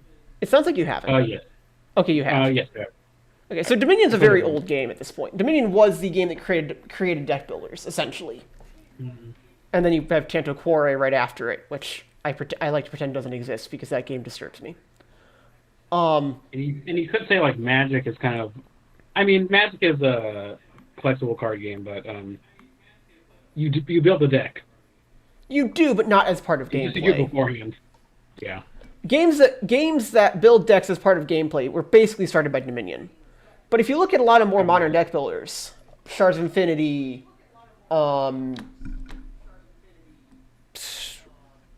Star Realms, Primordial Secrets, also another video on this channel. All of those moved to markets where the cards you can buy change over time. And basically what I found is the reason for that, I think, is because you're in Dominion, you basically execute an algorithm. You look at what's available to buy at the beginning of the game, and then you just buy what you determine is optimal from the beginning of the game, and you just see whose algorithm worked the best. Yeah, there's not much interaction in that game. Like, there is some cards that interact, but a lot of it's just like you could have a number crunch it and like figure out like what's the best course of action, like just playing alone almost. And what I found with dynamic markets is that there is much more interaction because the market keeps changing. People can buy cards out from under you. So it really seems like it would improve Dominion. Like that's my main problem with Dominion is there's not much interaction. And I actually agree. There's a very similar game that no one but me has heard of called Trains. All it is Dominion with a board. There are cards in that game that are just Dominion cards. But you add interaction just because you are building train tracks around a board. And because building tracks over other people is more expensive. That adds an entire layer of interaction that Dominion doesn't have that I think just makes the game better. And some of these games, because they came out first and became popular, that's why people would play them, but like now they're just dated. Catan, Dominion, Magic, true of all of those, yep. Or I'd argue. There is I know someone at my local board game club who claims Dominion is still the best deck builder. I'm on a mission to teach him otherwise, but that requires me to go to game board game club more often, which I'm apparently probably not going to today because this is going to be like a 3-hour stream at this rate. And you think it'll be that long? Well, we're already over an hour and a half. We're 32 hours in almost. Okay. Yeah. I guess. Wow. When I play this game, it takes like about an hour, so I'm surprised it's taking so long. They're probably thinking because I do see that there are some things to think about in this game, but it could also be that they are not. A common thing in board games is games move faster if you think during other players' turns. But sometimes you're just having conversation and you'd forget to do that. And that's how a game of Twilight Imperium goes for 13 hours. Yeah, yesterday, the Friendly D Company guy, we were testing out a different game mode, and we got his partner in there. So, I mean, they're both in here right now. Yep. But most of the time we were just discussing our moves. Like we were really trying to I don't know the right words, but we were trying to make sure this game mode worked. So we were really all playing each other's moves, I guess you could say. Yeah. And I could certainly imagine that slowing the game down. What? I could certainly imagine that slowing the game down. Yeah. Yeah, so there's a bidding aspect, and even that probably took most of the time. We'd spend 5 or 10 minutes deciding the first bid, because we'd be thinking, okay, what do they want? Are they willing to bid more? Do they want it that bad? I don't know. So the pink player over here is 30 money. Wonder what they're planning to do with that. Yeah, they got a lot of resources too. What color are they? They're brown? It's not like brown lacks for places to go. They probably want to play development card and purchase some. It's nice when you can buy 2 cards with the development card, because it's like taking a double action. But you do need a lot of resources to do it. Yeah, I can see that.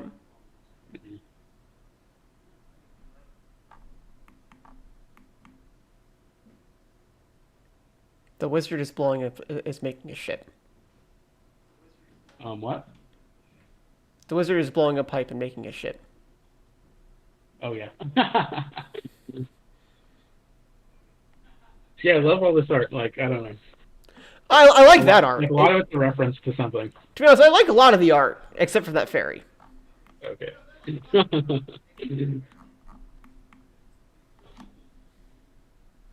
Like the sword, right? The red build card is from Elden Ring, I guess. The save points. The apple with the, or that painting with the apple is just like a generic painting, I guess. That goblin guy is like a magic card. There's a church right there. There's Princess Mononoke. Honestly, now you're pointing that out, I almost wonder if that's almost a copyright concern. I think it's fair use. I think you're fine. But Yeah, if Studio Ghibli contacts me, I'll take it out. unironically, I feel like If they getting a do me. season to order from Studio Ghibli would be an achievement. Yeah. If they could sue me, I'd be happy about it. Getting sued by like Disney, that's one thing. Getting sued by Studio Ghibli, that would just be like, look at this story I've got.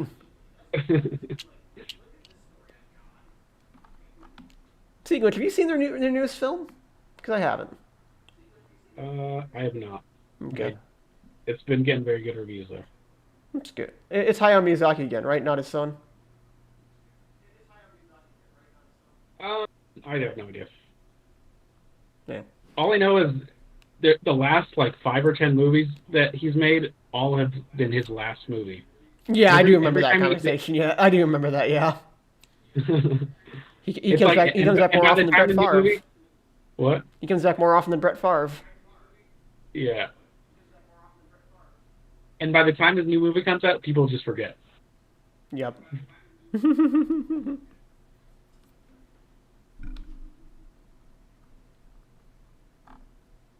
Okay, let's see. What type of cards do you think they'd want to collect? Treachery card, maybe? What? Actually, unironically, the treachery card. Those treachery cards are so dangerous because, I mean, they're all good, but it's kind of like you're spending money to get it, and then you're hurting someone, so it's like the third person is going ahead just by doing that. You know what I mean? It's kind of like I'm going backwards, and the person I'm attacking is going backwards, and then this third person is just staying the same.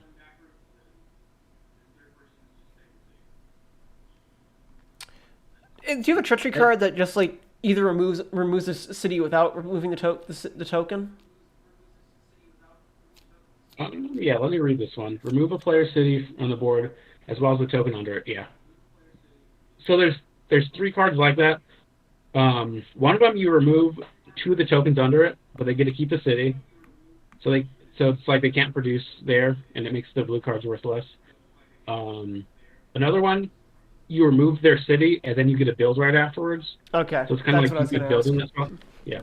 And this one just removes the city. I was thinking maybe like red could take it to hit brown or something, but honestly, more likely brown would take it to hurt red. Yeah, cards where you hurt another player, you don't want to make them too strong because you really don't want people playing them. Really, I don't know. It's like you want people to have a good experience. So it's like, don't make the hurting another player card that good. I played a game called Lords of Waterdeep recently. Uh, That game did not have that theory. oh.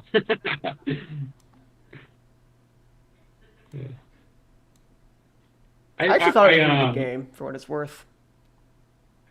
At a auction, I purchased Diplomacy, and no one wants to play it. Like, there's people that have sworn that game off. Apparently, that game is just hurting other players. That's the I whole understand game. it is one of the games too that much kills playing. friendships. Yeah. Yeah. Like I like Twilight Imperium. I don't think I'd touch Diplomacy.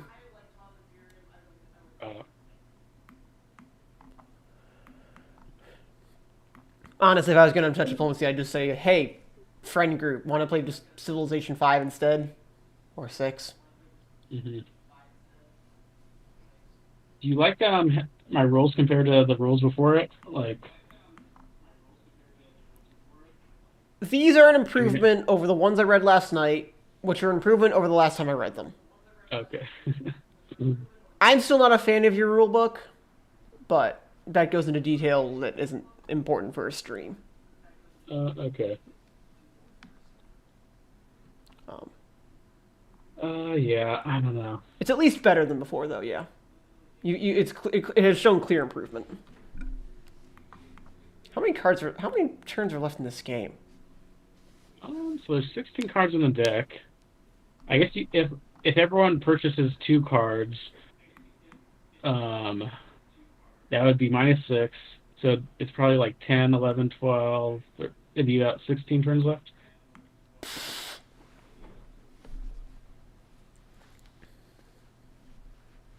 So this is going to go on for a while yet.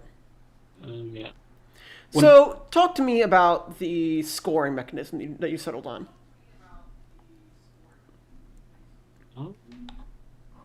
It really is based off of Concordia, like actually and Mosaic too. Like those games, you collect tags and they give you points, I guess, in certain ways, or just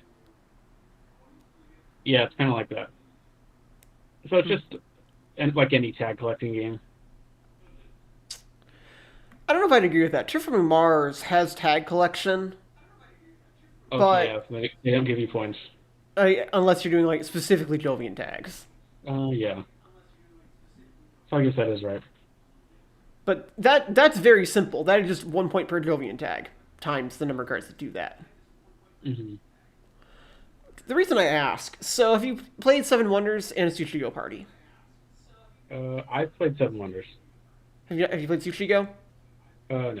Okay, so Seven Wonders was one of the early just pure drafting games. Since you've played Seven Wonders, you know what that means. Tsuchigo is also a drafting game. It is simpler. Scoring is simpler. I think that makes it better. I've played Seven Wonders, and I've actually concluded that Seven Wonders is a math problem for no good reason. I think the scoring in that game is overly convoluted. Really? Really? I mean, just in general, I feel like Seven Wonders is pretty like simple. Like you have the points for the armies, and then there's points for like collecting the same types of green tags, and then the blue points are just like flat. And then I think there's some more like just flat point ones. So yes, compared to some games, compared to this game that is fairly simple, it's also still pretty complicated. Compared to, like, Terraforming Mars theoretically has more things going on, but it's lots of ones. 1 + 1 + 1 + 1 + 1 + 1 + 1 + 1 + 1 + 1. That's actually pretty easy to count. Seven Wonders, you have to go do. I have the I have 2 sets of 1 each. That's 7 × 2. Plus, because I have that, I also have 3 × 2 squared. And I also have an extra of one of them. So actually, it's 1 and 2 squared is 3 squared in one of them. Yeah, that green dynamic is a bit complicated. And then you really have to go all into it. You really have to go all into greens if you're collecting greens. Like ignore the blues. You have to decide if you're going blues or greens. And then you also need to go check your purple cards and count them up. I think I've played Seven Wonders maybe like 4 times, and I've won each time I played. It's because I started with the 2 same type of cards, both 0 and 2. It's like the one where you can trade 1 for something. Oh yeah, the markets. The marketplace. Yeah. And then the other one is you get 5 gold. So like those just work so well together. Like the rest of the game, I'm just set. The last time I played Seven Wonders, I just got both of the markets, so I was just buying everything for cheap. Okay. Yeah, the rare marketplace is not as good as the just common marketplace.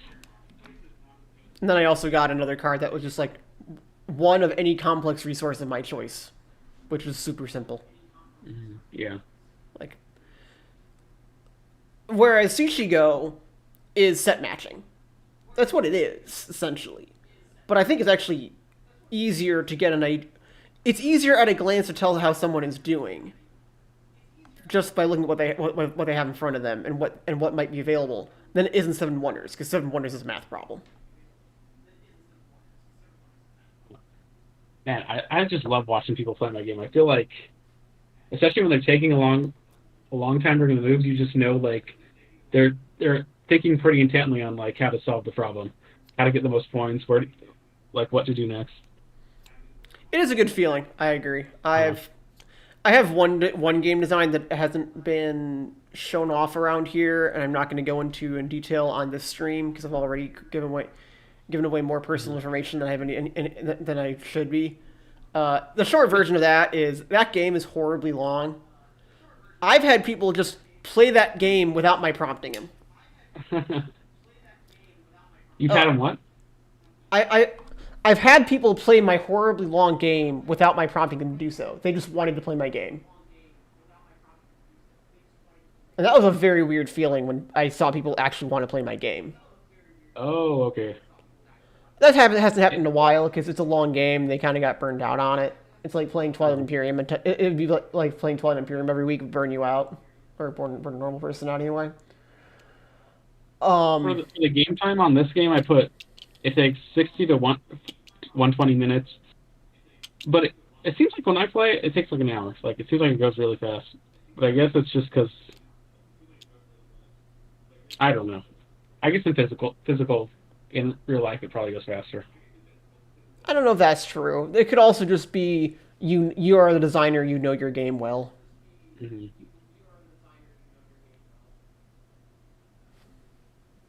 And I probably hurry things along when someone's thinking about something. I'd be like, okay, well, like, so there's another game on this channel on this server. Well, on this channel, no longer in this server. I played that game a lot, and it became a joke in the playtesting community for that game how slow I was at it. Like it was always Giga is always a slow one. Haha. Let's add a timer for the playtest tournament for grinding out numbers and statistics. And Giga will probably have trouble with it because he plays slow anyway. And then and then as soon as I put a timer on, I'm like one of the fast. I'm playing faster than my opponents. Because I just play tested the game so much at that point that I actually had to feel how to play that game, even though often I would spend like a long time thinking my turns. But once I was on a timer, I didn't actually need to. That's how I feel about me and my family. We play Hand and Foot. I don't know if you've heard of that. It's like you're collecting sets of cards. It's just you play it with playing cards, and you need like a deck per person, so there's like a ton of cards.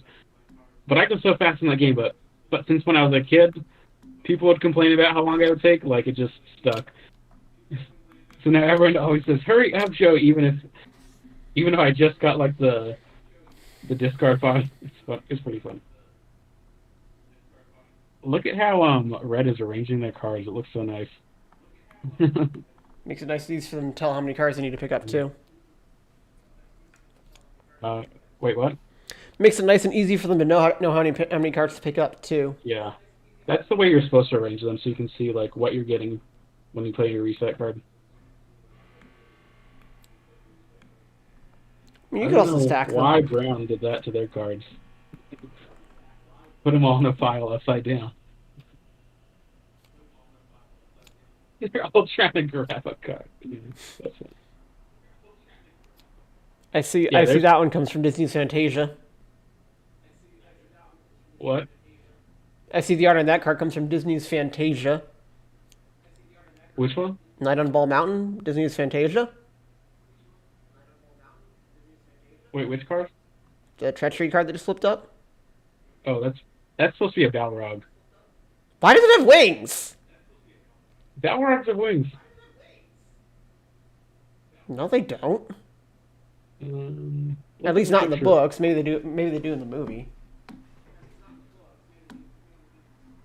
If Balrog had wings, they wouldn't. If a Balrog had wings, it wouldn't have fallen. It wouldn't have fallen off the bridge. No, they have wings. They just can't fly. Well, I guess they are technically fallen angelic beings. So I guess that isn't the dumbest thing I've heard. I'm just not sure I believe that's true to the books. And yes, for people who are Lord of the Rings fans, I have read the Silmarillion, front to back. I actually recommend it if you like Lord of the Rings. The Silmarillion is pretty interesting. I do like it a lot, man. So I was looking at Brown's cards, and they have. I think the reason why they put them all together is they didn't want to reveal they have a bunch of red cards. They're gonna try and sneak that in. Times provinces in most cities. Yeah. Red is which they're currently at 2. Yes. They should probably build one in Misthaven to make that make that an easy 3. Mm-hmm. I don't think they want this one to be built because that would make it so that one didn't count. I mean, ideally, you just want to build like one city in the spot and have no one else build there with red cards.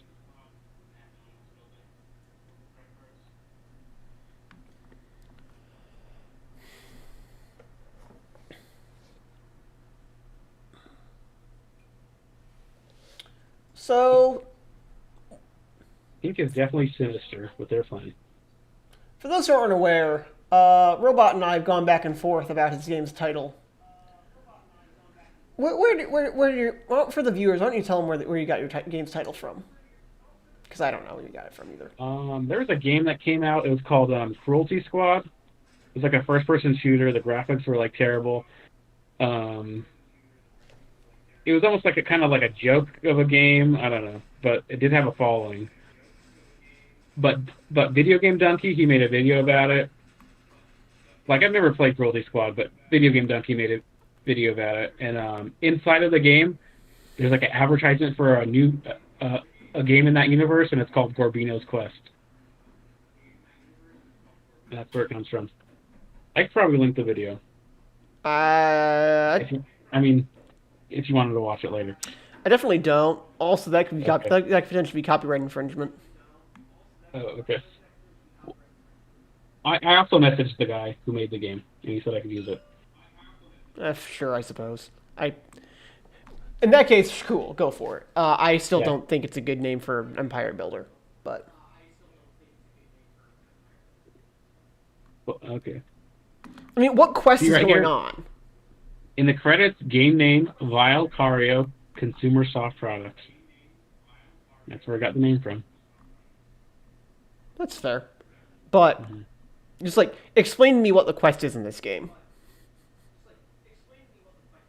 The quest is to get the most points. The quest is to build an empire bigger than other people. Cool. Who's Gorbino? Who's Gorbino? There's no Gorbino. There's a Gorbino in all of us. So your title is meaningless. It's more like a joke, which I guess only some people are getting. Yeah, I'd never heard of this before.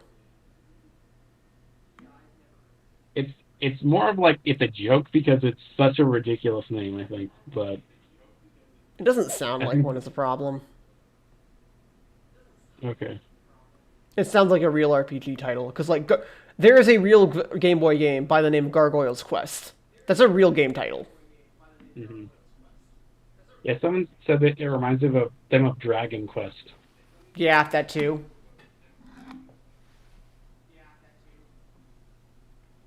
For me, if you look at the Lord of the Rings names, they're all like so silly. Like the Hobbit names, like Frodo, Merry, Pippin. They're just. I mean, yes, because they're hobbits. That's the point. The halflings are supposed to be the funny people that no one takes So seriously. maybe that is so the point in Gorbino- universe. No one maybe takes the Gorbino's halflings a hobbit. seriously.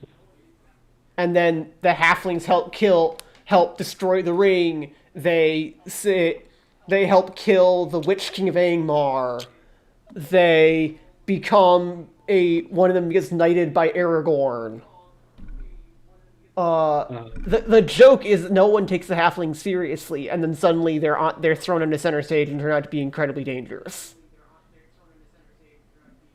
Like, Aragorn is not a funny name. Aragorn is a cool name because he's a cool guy. Mhm. But he's expected to be cool because he's Numenorian.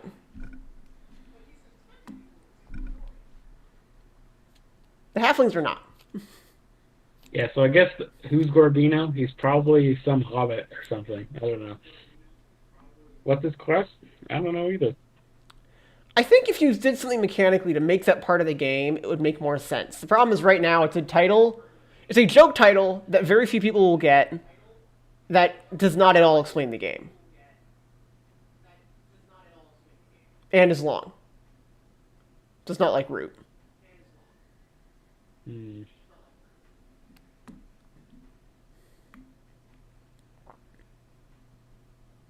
Terraforming Mars I is about really don't Terraforming know. Mars. Master of Also, another Arms thing is a game also about... another thing is, Go. I've made the Board Game Geek page. The name is already on my website. If I've talked about the game, I've referred to it as Gorbino's Quest. Even though that's probably not that many people, it wouldn't be that big of a deal changing the name. But also, I can't think of anything better. Well, we've had this conversation before, and I know I'm not going to convince you. So I mean, if I could think of a good title, I would change it. But right now, nothing sounds better than that.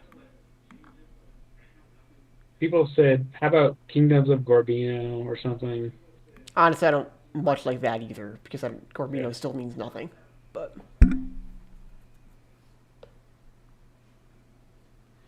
if it was the realm of Gorbino, even that would at least make more sense. Mhm. But it's the realm of Eldoria, so Gorbino means nothing. Now, that's interesting. It's interesting to know that it's a reference to an obscure game. Because I never heard of that. So that's at least interesting, theoretically, intellectually. Oh boy, this game's still going. Yeah, also, it's a unique name. I think people, with things that get famous, they all have really unique names, and you think, well, what the heck is that when you first hear it? Root. They don't sound generic. Root is not that unique a name. True, but they kind of started the really simple title thing. I don't know. Chess. Seems like since they came out, there's been a few games. I don't know. Chess. Go. Okay, maybe. Shogi. I'm open to change it. It's just I can't think of anything better. Nothing is just Eldorian Legends. that sounds generic. I'll be honest, so does Gorbino's Quest.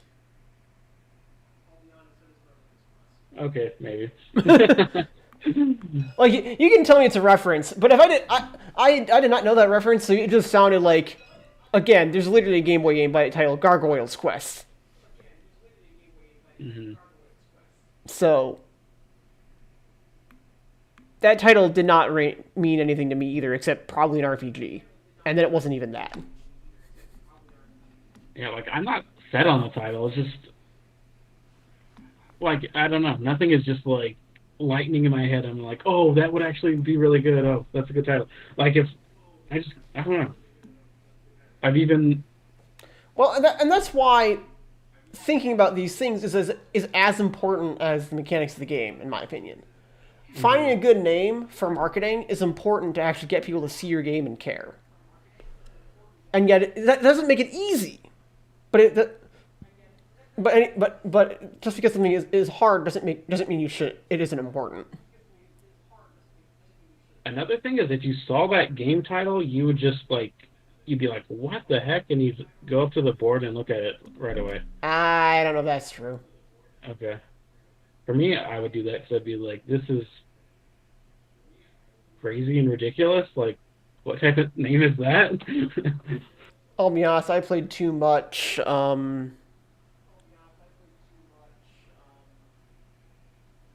RuneScape?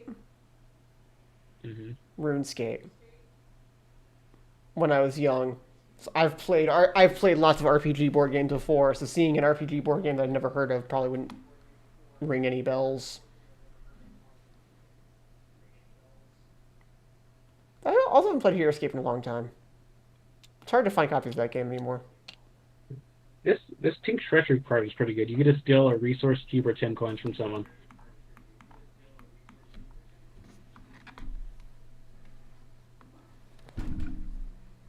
Which comparing it to like a production card is, I mean, it's probably not that good, but I mean, you spend. if someone has something that they're gonna buy, you can just like screw them over, and also, yeah. You have to play it 3 times to make it worth your while, though. Oh yeah, but a lot of the cards is just you're getting for the tags. I guess.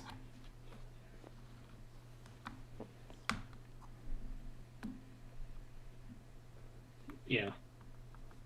And then there's these, so the trade cards, the values are all different. So you have your generic trade card at the beginning, but the ones you purchase, they're like sellers markets and buyers markets, and the prices are lower and higher. Like the seller market 2 right here, the prices are higher, so if you wanted to sell resources, it would be really good. So when it says max 300, does that mean you can only have 300 money at a time? Yes. And that was because I was playing with my girlfriend's family, and her brother, they had a buyer's market and a seller's market, and they would buy a bunch of coal, and they would sell a bunch of coal, and they ended up with like thousands of money at the end, and their purple cards were worth like 70 points each. So I had to make that roll. Isn't playtesting fun? Mm-hmm. There's a game I playtested one time, and I found an infinite money glitch. Yeah. Not even like a very complex one. I just looked at the card that it flipped up, and I'm like, I can just use that to get infinite money. Yeah. And I told the designer, and they're like, oh yeah, hotfix that. That's once per turn. There's a few other things I had to make changes to. Actually, I didn't even write them in the rulebook, which I probably should do. So the other rules I didn't even write down, or you always have to have one city, because there's like 1 or 2 treachery cards that gets rid of your cities. So you can't get a treachery card right at the beginning and get rid of their only city, because then you can never build. The 300 coin roll.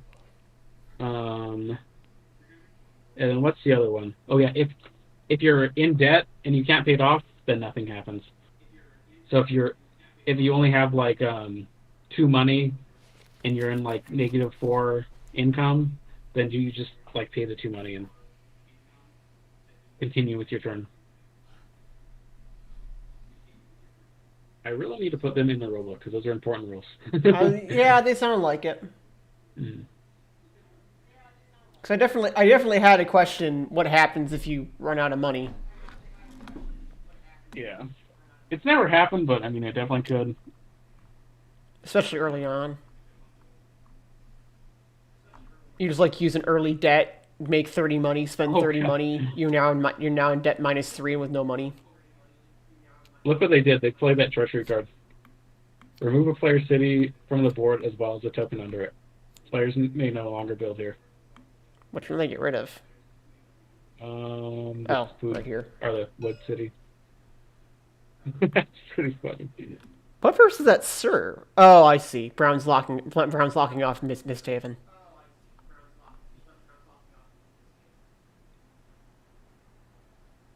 I assume anyway. Oh man, why only has 2 cities up?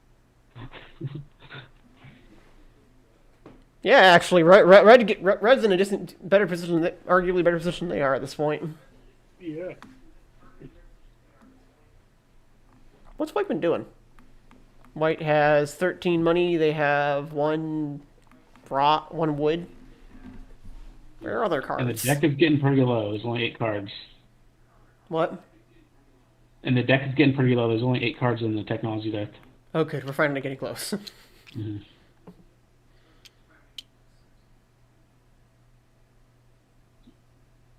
So how long did it take for us to start the stream? Did it take it's probably like 30 minutes to an hour? So I'm guessing this game took about 2 hours. I think play started about 1:30. Okay. Maybe 2.5 hours even. Yeah. So we started about 5 minutes late, and then about 2/3 of the way through your explanation, it was 1:20, and I noticed that I didn't have my mic on. So I think play started at 1:30, 1:35. So we're approaching 2 hours, or 12:30, 12:35. So we're approaching 2 hours here. For anyone who's watching and is interested in getting their game on an IGL stream, I prefer streams to be 40 to 90 minutes. And if I had somewhere to be, I would have cut this off already. But for the sake of including the players' final thoughts in the stream, we will be sticking around. Yeah, when I play this game, it takes an hour, so. So, these guys are thinking too much, I think.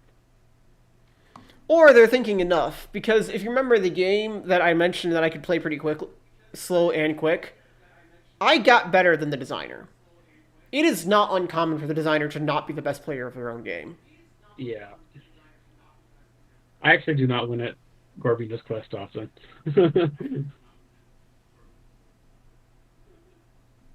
I'd argue that's actually a good sign. But what? I would argue that's a good sign. Okay. And there isn't much if you're designing a game, you here. probably shouldn't be winning. Like, if I played the design, or if I played someone who designed the game and they won, I'd be like, this wasn't fun. You know all the secrets already. You kind of have to give yourself a disadvantage and not play super optimally. Like maybe make 1 or 2 bad moves at the beginning and then go from there. That isn't necessarily true. You could, but a game where other people can get better than the designer without relying on RNG, I think is a well-designed game. Okay.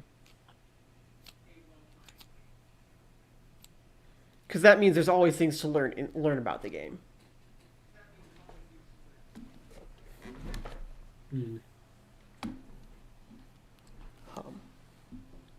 We should go into the room and and see what people are doing, and then we can come back out again. Do you want to see their thoughts at the end, or just wait till the end? I figured I would wait until the end since I was already in here for the long haul. My local board game club already started an hour and a half ago, so. Okay. I was really hoping it would only be an 80-minute stream so I could get to the board game club, but so much for that. I think it takes longer on Tabletop Simulator too. When you're playing in real life, you just play the card, you put the tokens in the thing, you pay the money. I don't know. It just seems like it goes so much faster in real life. It's possible, I suppose. Mm-hmm. Yeah, moving around tokens on Tabletop Simulator just takes a while, especially when you have to grab 5. It's just 1, 2, 3, 5. It takes 10 seconds. That's what Lewis scripting is for. Mm-hmm. But if you're doing it in real life, you already have them set. It takes 1 second to do everything. Maybe.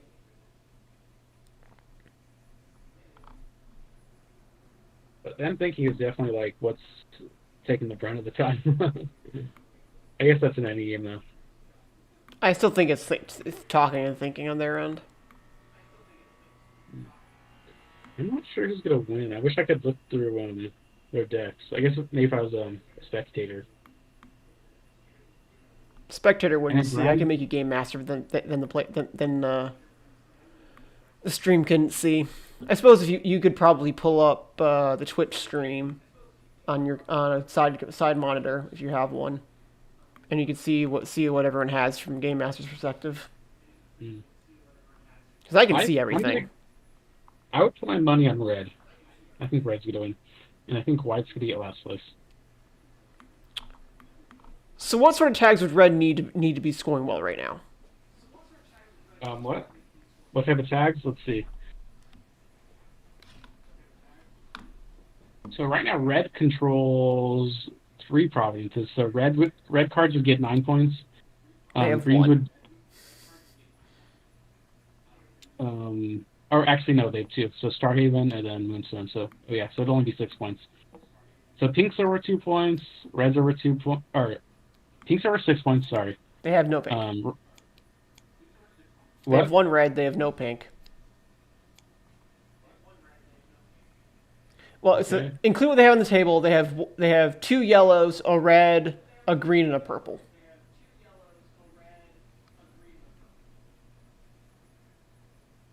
Okay, so I'll go over the points of each tag red would have. So for yellow, they have 1, 2, 3, 4, 5. So 5 points for each yellow. For pink, they're flat 6. For blue, let's see what they produce. They produce everything but gold, so that's 8 points for each blue card they have. That'd be pretty good. They have none. Oh, dang. And then red, they just have the 2, so that's 6 points for each red. And that's assuming they don't build the other Starhaven spot. Let's see. White's not doing good on any of the cards. They only have 2 cities out.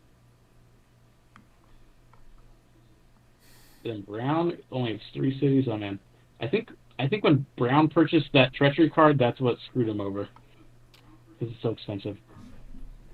So I think red is going to need to start buying cards.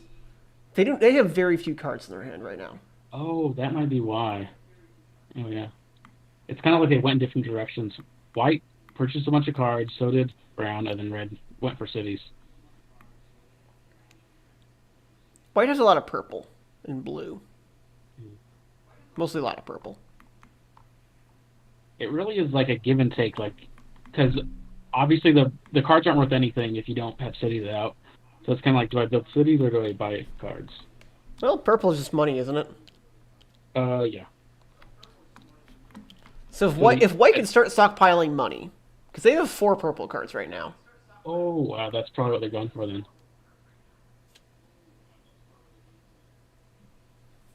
Ah, okay. Now I see their ploy.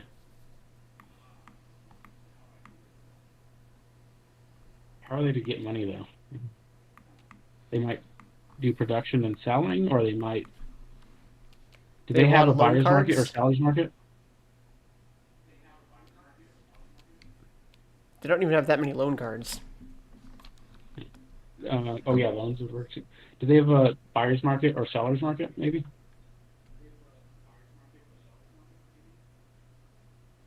Not obviously. Okay, so that's probably the best way to get to 300. It's a trade card, right?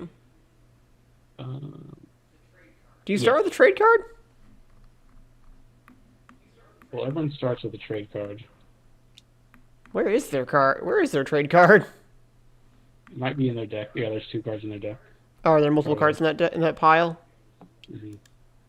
No discard.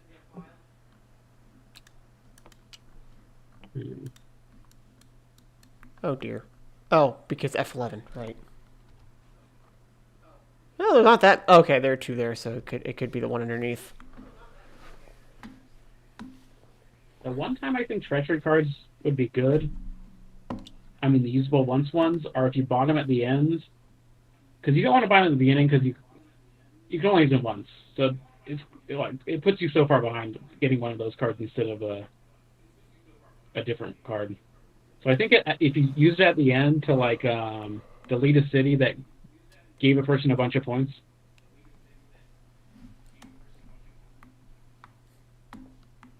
Like if you deleted the city and it made them go down on like a red and a green and a blue, it would just like be pretty bad. I think if Brown started building cities, they could get something going because they have a lot of red cards in hand.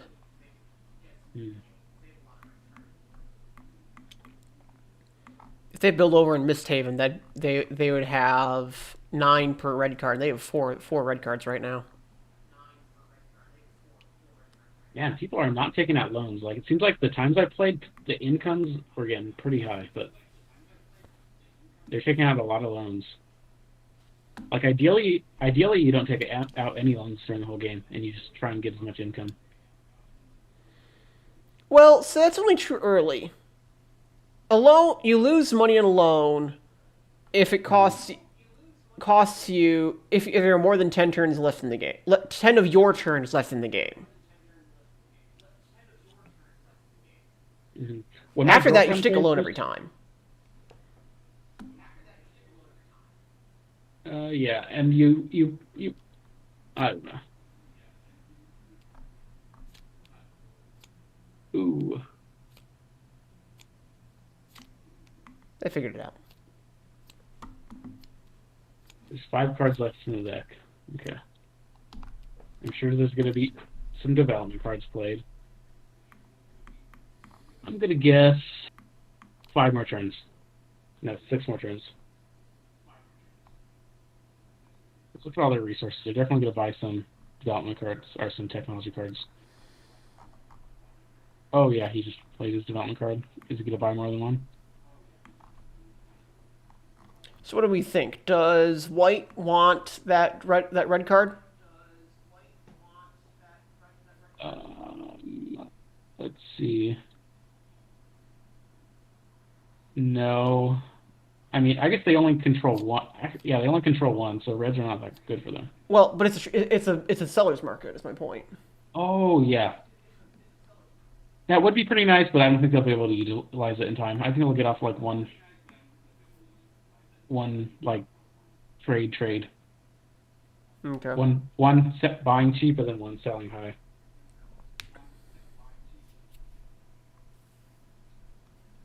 Which is a really good trade card, but I think it's too late in the game to start up that engine. They gonna try it anyway? They're trying it anyway. Oh, they bought him. Okay. Wow, yeah. See, look, it's already almost over. It always ends like that, too. What about October?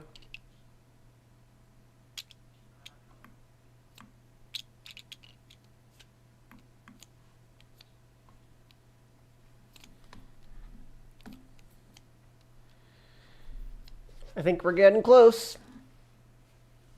You have 2 cards in the deck.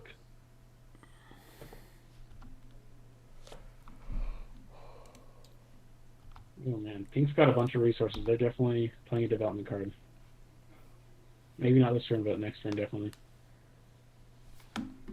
I feel like this video should start when this goes on YouTube. It should have a disclaimer at the front. This is an example of what not to do when streaming. Yes, maybe.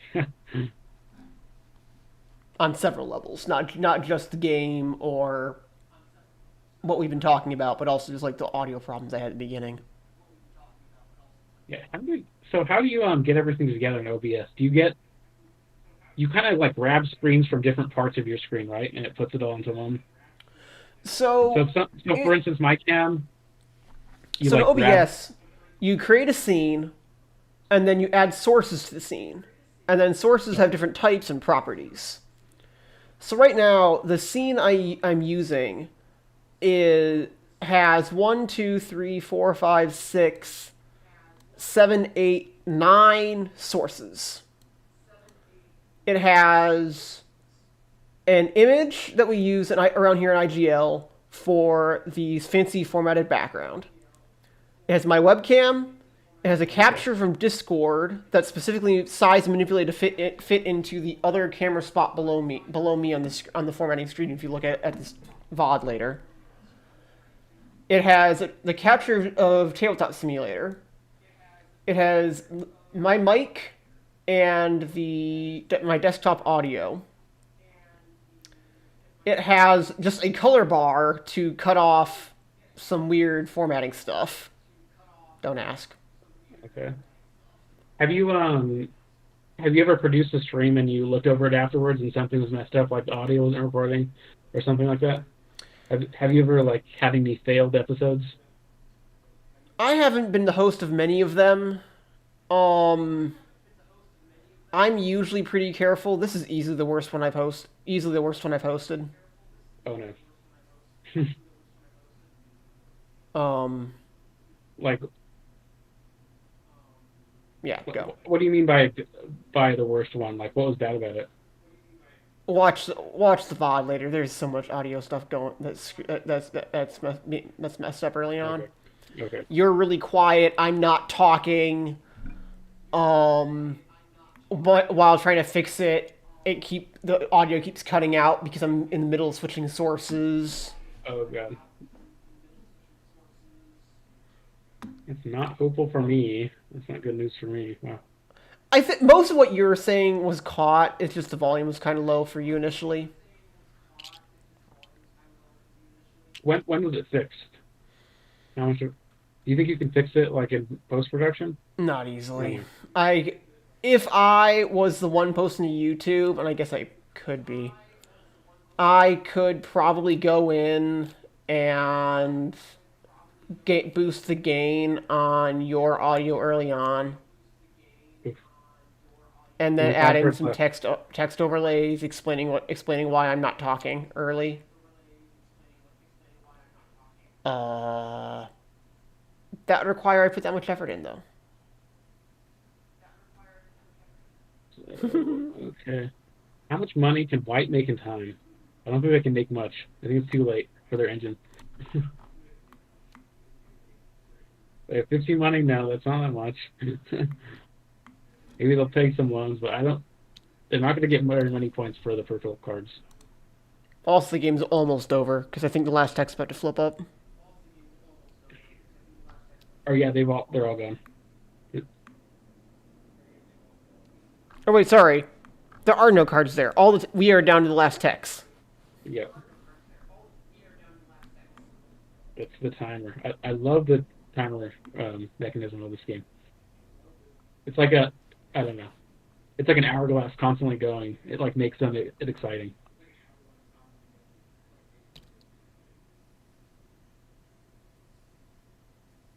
You just see that deck running out, and you're just like, oh, I better make my moves in time. How many moves do I have left?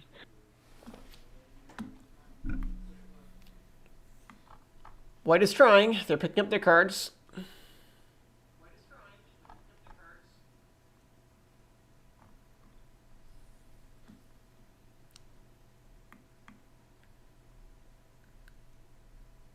Okay.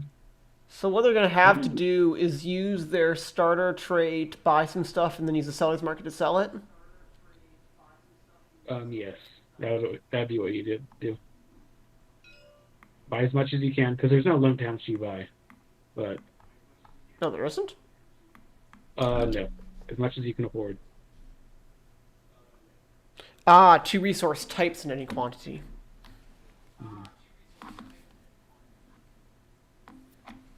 Got it. Yeah, so if you have the money, you can buy like 5 coal or 10 coal and sell it for whatever the price differential was. It's possible food's more effective? It might be. All I know is my girlfriend's brother did coal. I think he did the math on it. So the food differential is 3. The wood differential is 4. The coal differential is 6. It's probably more not about the differential. It's more like the multiplier. Like Iron is also 6. Gold is 7. What they should do is they should buy... Oh, I see what you're saying. Yeah. Maybe. So if you double it, that's good. But if you get more than double, that's even better. Because they could buy 21. How do you make that number nice?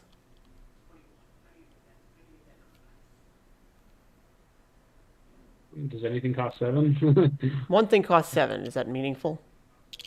It divides evenly. Yes. You're using all your money. That might be... Okay, so yeah, wood is 7. And you sell it for a differential of 4. So you go up by 4 by 4 is 3 by 4 is 16, or not 16. What is white doing? Yeah, it might even be better to take out a loan first, and then you do that. So you get your 30 money, or whatever. So white's actually producing is what white is doing.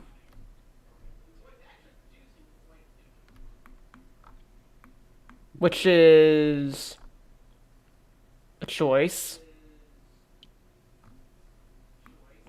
They get gold, they get a wood, they give red a wood. Or a coal, rather. So how do you think you get honest opinions about your game? Because if you're when you're there, people are always going to say good things. They don't want to hurt your feelings. I don't. There are videos of me as a playtester, not a host, just ripping games. Oh, okay.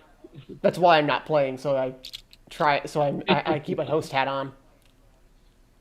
So, real quickly, if you notice flaws about this game, like what things annoy you most? Maybe like there's the fairy art. You think there's any flaws in the gameplay or flaws in anything? So okay, so what looks undone? What looks like it needs progress? So that fairy's face. The title sounds generic and is uninformative, and it's actually counter to the game. The rules are missing important information and are often not grammatically complete, or they look strange. Such as each round, step 1, advanced technology track, blah. Advanced technology track. There is no part 2. That's just weird. Oh yeah, this was 1 without a 2. The gameplay actually looks somewhat generic. I have not seen anything in the gameplay that hooks me as to what is interesting about this game specifically and why I should play this specific game instead of just go play Concordia, for example. Or Terraforming Mars, or whatever. The graphical design is generally pretty good, but looks simplistic and also doesn't capture the imagination. The scoring, I think, is going to be too much of a math problem a lot of the time. It's not really possible to tell. Unless there's like serious differentials, like white is not going to win. Getting a vague idea of the board state at a glance isn't really plausible because the scoring is so complicated.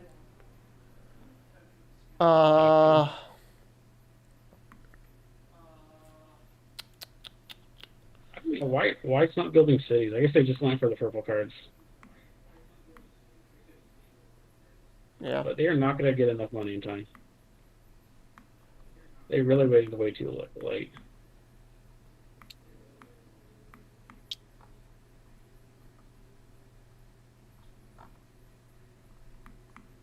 Well, I just took Raven Shadow, which is technically good for the red card and the green card. Oh, okay. Which I suppose is something. Your iconography isn't bad, but it is very busy. If that makes sense. Okay. Like the icons make sense, but there's a lot of stuff going on, and they can make it hard to tell at a glance what's happening a lot of the time. I think the positioning of the cost is strange because it's the biggest thing in the text box, even though it's only going to matter one time. Okay. If you're on the board though, and you're sitting like a few feet away, you need it to be kind of big. You don't want to like. Yes, but making it part of the effect text box is kind of strange. I would pull it out into maybe like a little vertical side border on the edge of the card. Ooh, yeah. It's nice because it's right above the additional cost. It's like it makes it so it's together. In that case, maybe split, maybe end the text box earlier and drop it down right to the edge of the card instead of having a border.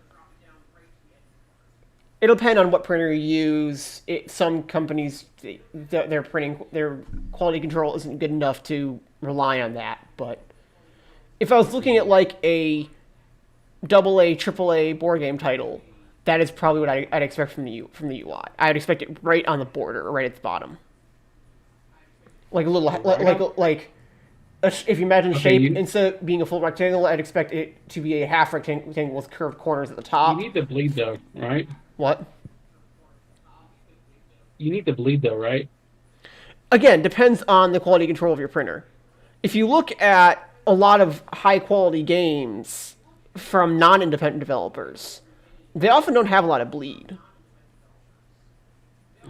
But yes, you're right. Any developers, as a rule, need to have bleed. You're still expected to put it. Even like the biggest printers, they still expect you. So if you put it right on the edge, they would tell you there's no guarantee it's gonna. So and yes, you do need bleed, but you could design the card such that you could be a bleed distance above the bottom, but put the cost inside like a half rectangle with curved corners at the top. So you draw. You can't see my camera, I realize, but if you look at the VOD, vertical line, curved corner over horizontal, curved corner down, that runs straight into the bottom of the card. And then just leave bleed space at the bottom of the card below the cost. And make that a separate text box from the effect, so the cost doesn't look like part of the effect. It is over. You want to go into the room? Yeah, that's probably good. And see them calculate the scores? But anyway, do you see the sort of vague, overall arching parts of what I'm saying? No, I'd have to see a picture, I think, to see what you're. I'm talking about this specific thing. I'm not talking about this specific thing. I'm talking about your game in general, because you're asking for my overall thoughts looking at it. Yeah. I don't know. Making changes is so much work. Yes, but it's important. But your points are valid. So, let me put it this way. You had a Kickstarter recently, right? That went nowhere. Yes. Right? Yeah, but a lot of it was... I think I put the price too high, so people are thinking, this isn't going to be funded. What's the point of even donating at all? So perhaps, but I looked at your Kickstarter. Everything in your Kickstarter looks like a failed product to me. Okay. That was the first. When you asked for this video, I did my due diligence. I went and looked at your rules. I went and looked at your Kickstarter page. I went and looked at everything. It did not look like it had enough checks from someone who cared about their game to make sure everything looked good. And if someone does not care, to me, if I'm seeing a design that doesn't like a marketing page that doesn't look good, that means no one cared enough. And that does not make me, as a consumer, confident that the designer believes in their game design. Okay. That is why I harp on all of these visual things. Because it is important. The human brain is emotional. If it looks at something and says, that looks lazy, it's going to assume the design is lazy. Mm-hmm.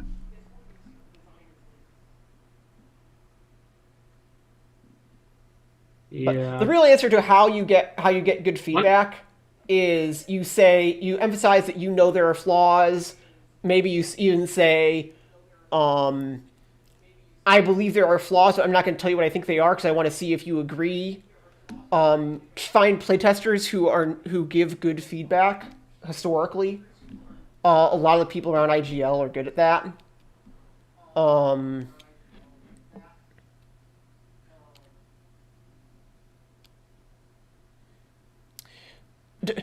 Don't put on some sort of visage that makes you certain that your game is perfect and without flaws, because that will make people not believe that you would take the criticisms or critiques seriously. To get good critiques requires that you will look like someone who will take advantage of at least thinking about them. Maybe you don't change things. At the end of the day, it's your game, and one playtest is not always enough to really get the feel of a game. Maybe this is like the deepest game I've ever seen. I've only seen it played one time. What things do you think are? What are the most important changes you think I should make? I would like to see the final scoring simplified. Like 1 and 2? Wait, sorry, what? I would like to see the final scoring simplified. I think that is what occurs to me.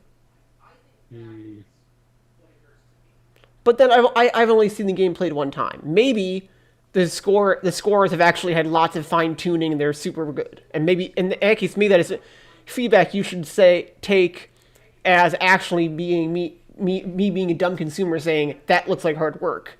And maybe you look for a way to make it look easier even if the math is the same. Okay. Or maybe it's... I'm trying to think of a way to do that, because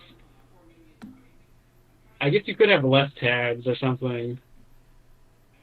I don't know what the correct answer is. Maybe your numbers are really well designed. I've only seen it played one time. And that's also the problem with getting criticism. Sometimes your playtesters are dumb.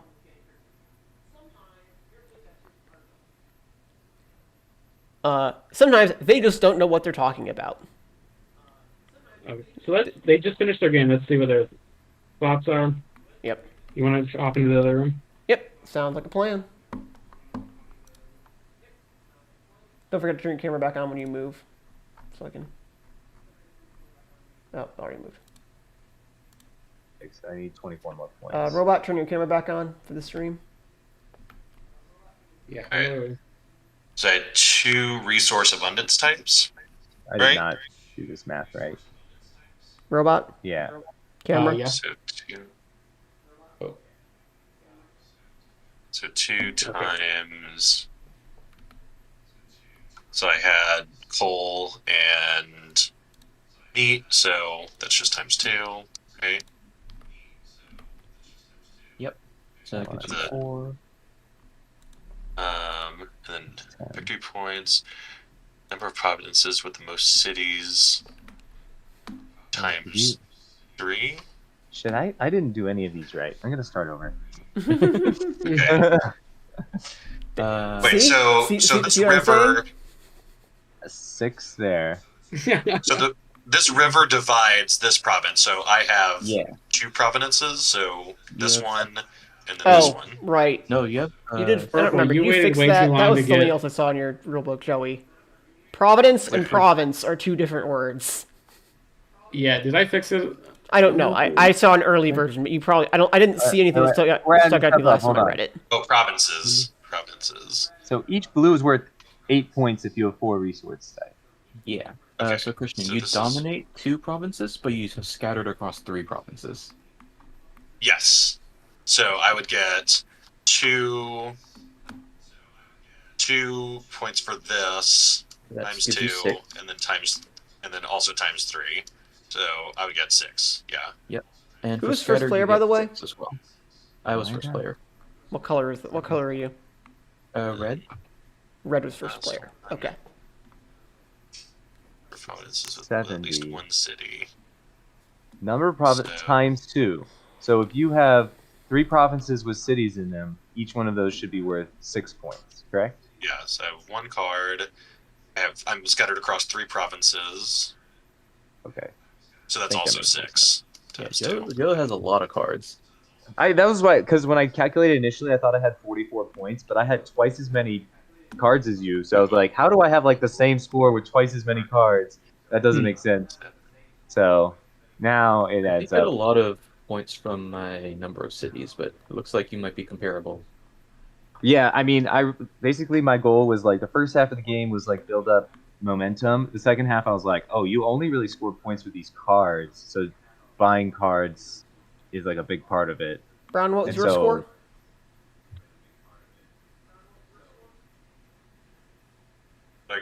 I got 29.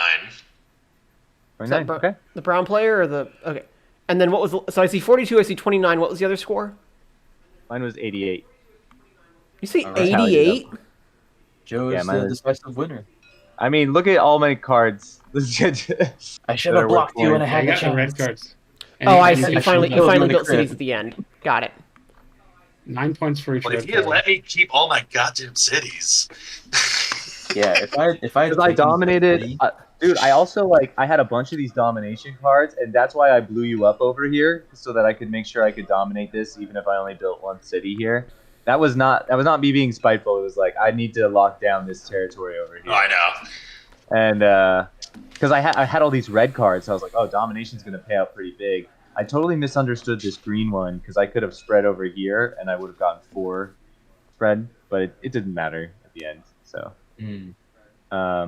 Yeah, those. So these were like the high earners, the green and the red. It looks like those Yeah. are the ones to plan for. Honestly, yellows are solid as well. It's just that we didn't pick up much of any of them. What was the yellow again? How do you score points? Just for that? number of cities. Yeah, so it seems like expansion is the best way to earn points, Right. which makes sense. And expansion's hard though, because like you get blocked off. Alex, you were nice, and that proved to be your undoing. But I it would actually have been very different. I did plan my resources for you to not be nice. I was prepared to go here first, and then the door was open, so I was like, well. Why you waited too long to get those purple points to start ramping up? He didn't even play by the game rules for the first half of the game, so there's a big asterisk on all of this. We had to Oh yeah.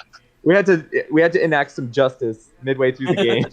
Some Which I vigilante messed up all my justice. strategy, and then I was kind of just Yeah, limping- after that, limping along with it. after that, it was like, oh, okay. Wait, what I did will he say, do? We were He we were thought talking build- about a whole bunch of different stuff. What happened?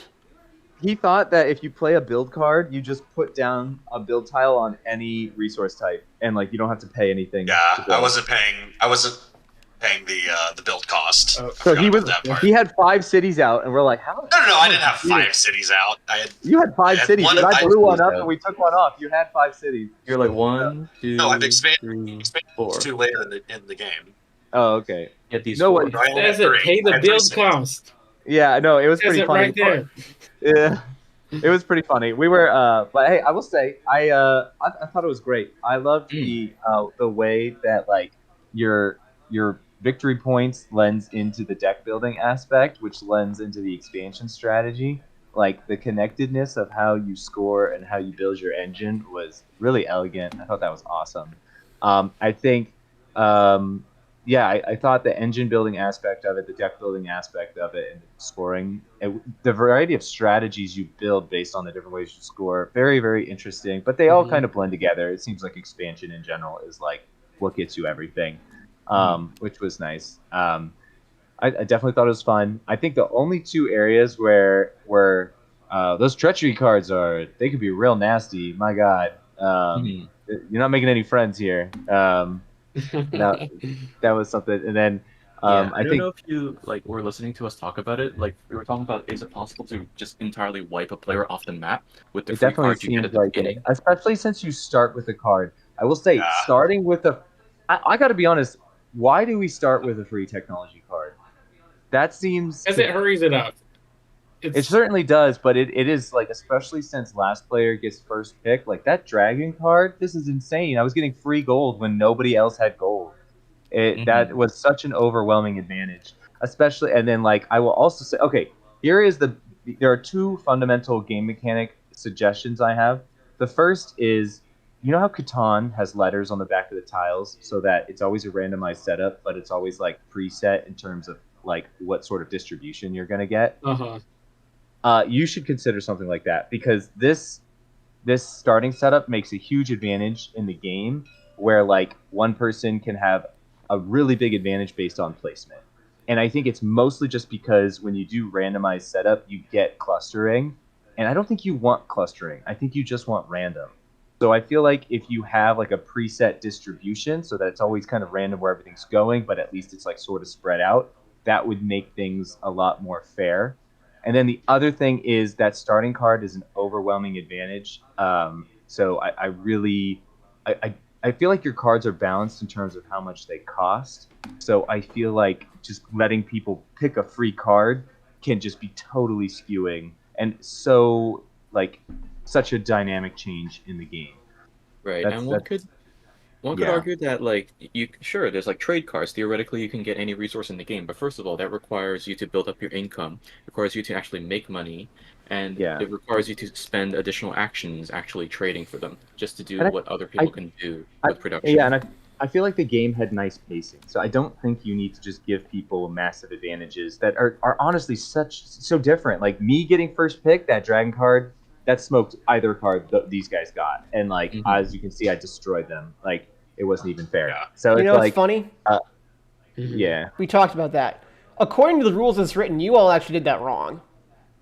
Because you replenish Why? between the texts. You weren't supposed to do that at the beginning of the game.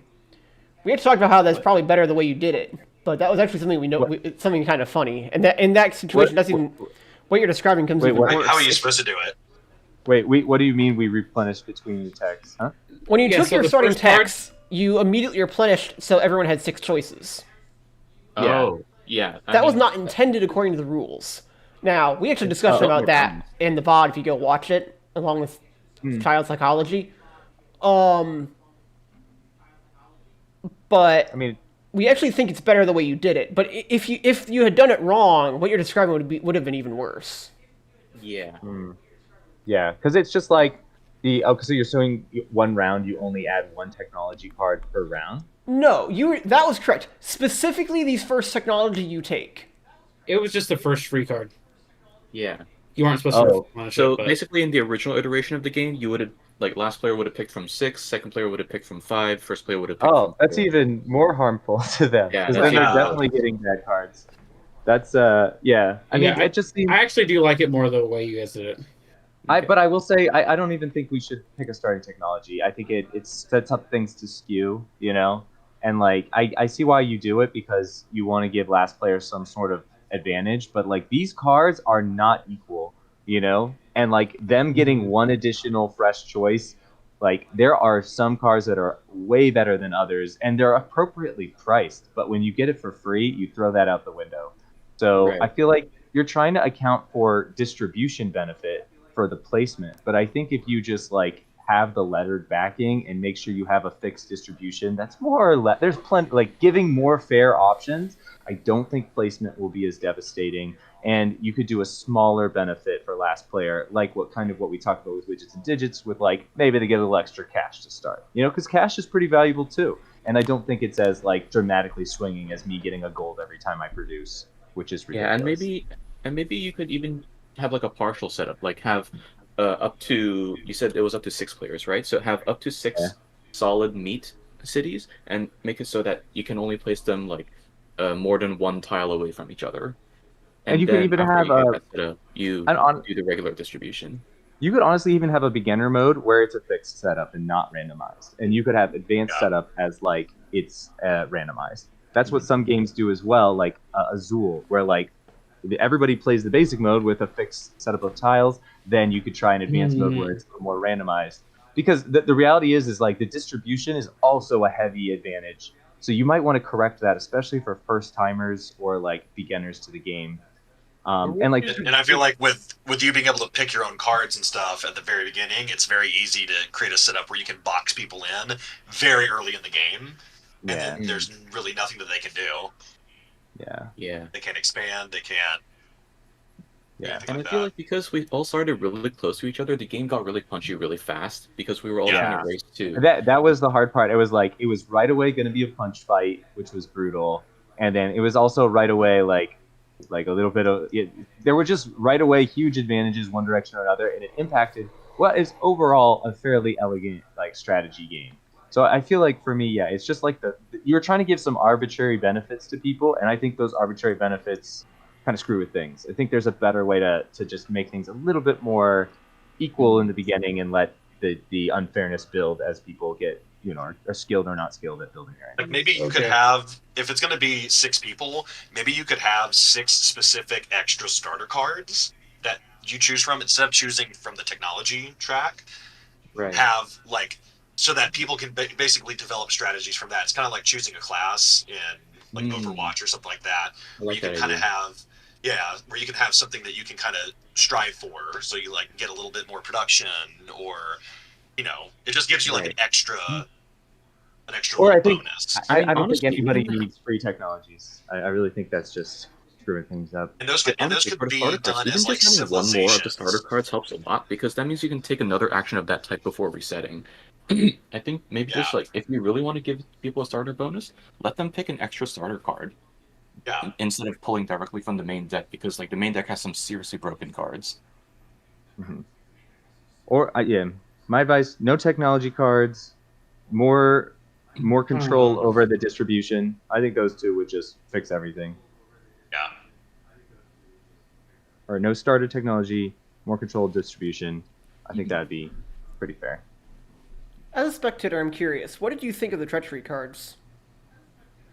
I thought they were appropriately well. So for example, we had that really monstrous card come up, which was the triple gold one. I at first I was excited about it, then I realized it's astronomically expensive. It just wouldn't be worth it. In fact, a lot of the treachery cards were like they were like priced in such a way that you're trying to attack somebody, but you're probably going to hurt yourself about as much given the cost. This bird one was actually relatively affordable, and it gave me just the advantage I needed of like securing that spot. So I went for it. As they get cheaper, they become much more deadly. These types of punchy cards, you already have a fair amount of punch with the placement strategies. So for me, like cards like these, where you're like removing people's cities, that is obviously has such a magnitude effect across your score. It's like you have to go for them to prevent other people to go from them. I was happy to not go for this one once I realized that nobody else would be able to afford it, so I could just ignore it. And that's I the didn't thing, like really, this I card didn't was want really it. expensive. I just didn't want you guys to get it. Yeah. Yeah. This So card the was reason just I really expensive ask, because nobody built on gold tiles.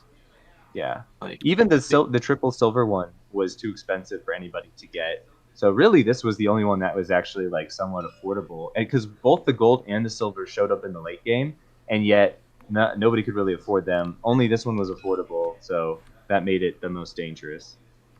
so the reason I ask is, just listen to what you all were saying. One thought I might have for Robot Doctor is maybe if you took what they were saying about the starter cards in, you could maybe pull out the treachery cards so that you don't extend the length of the game anymore, because you don't pull out cards at the beginning of the game, but there are also fewer cards in the deck to start with if there aren't treachery cards.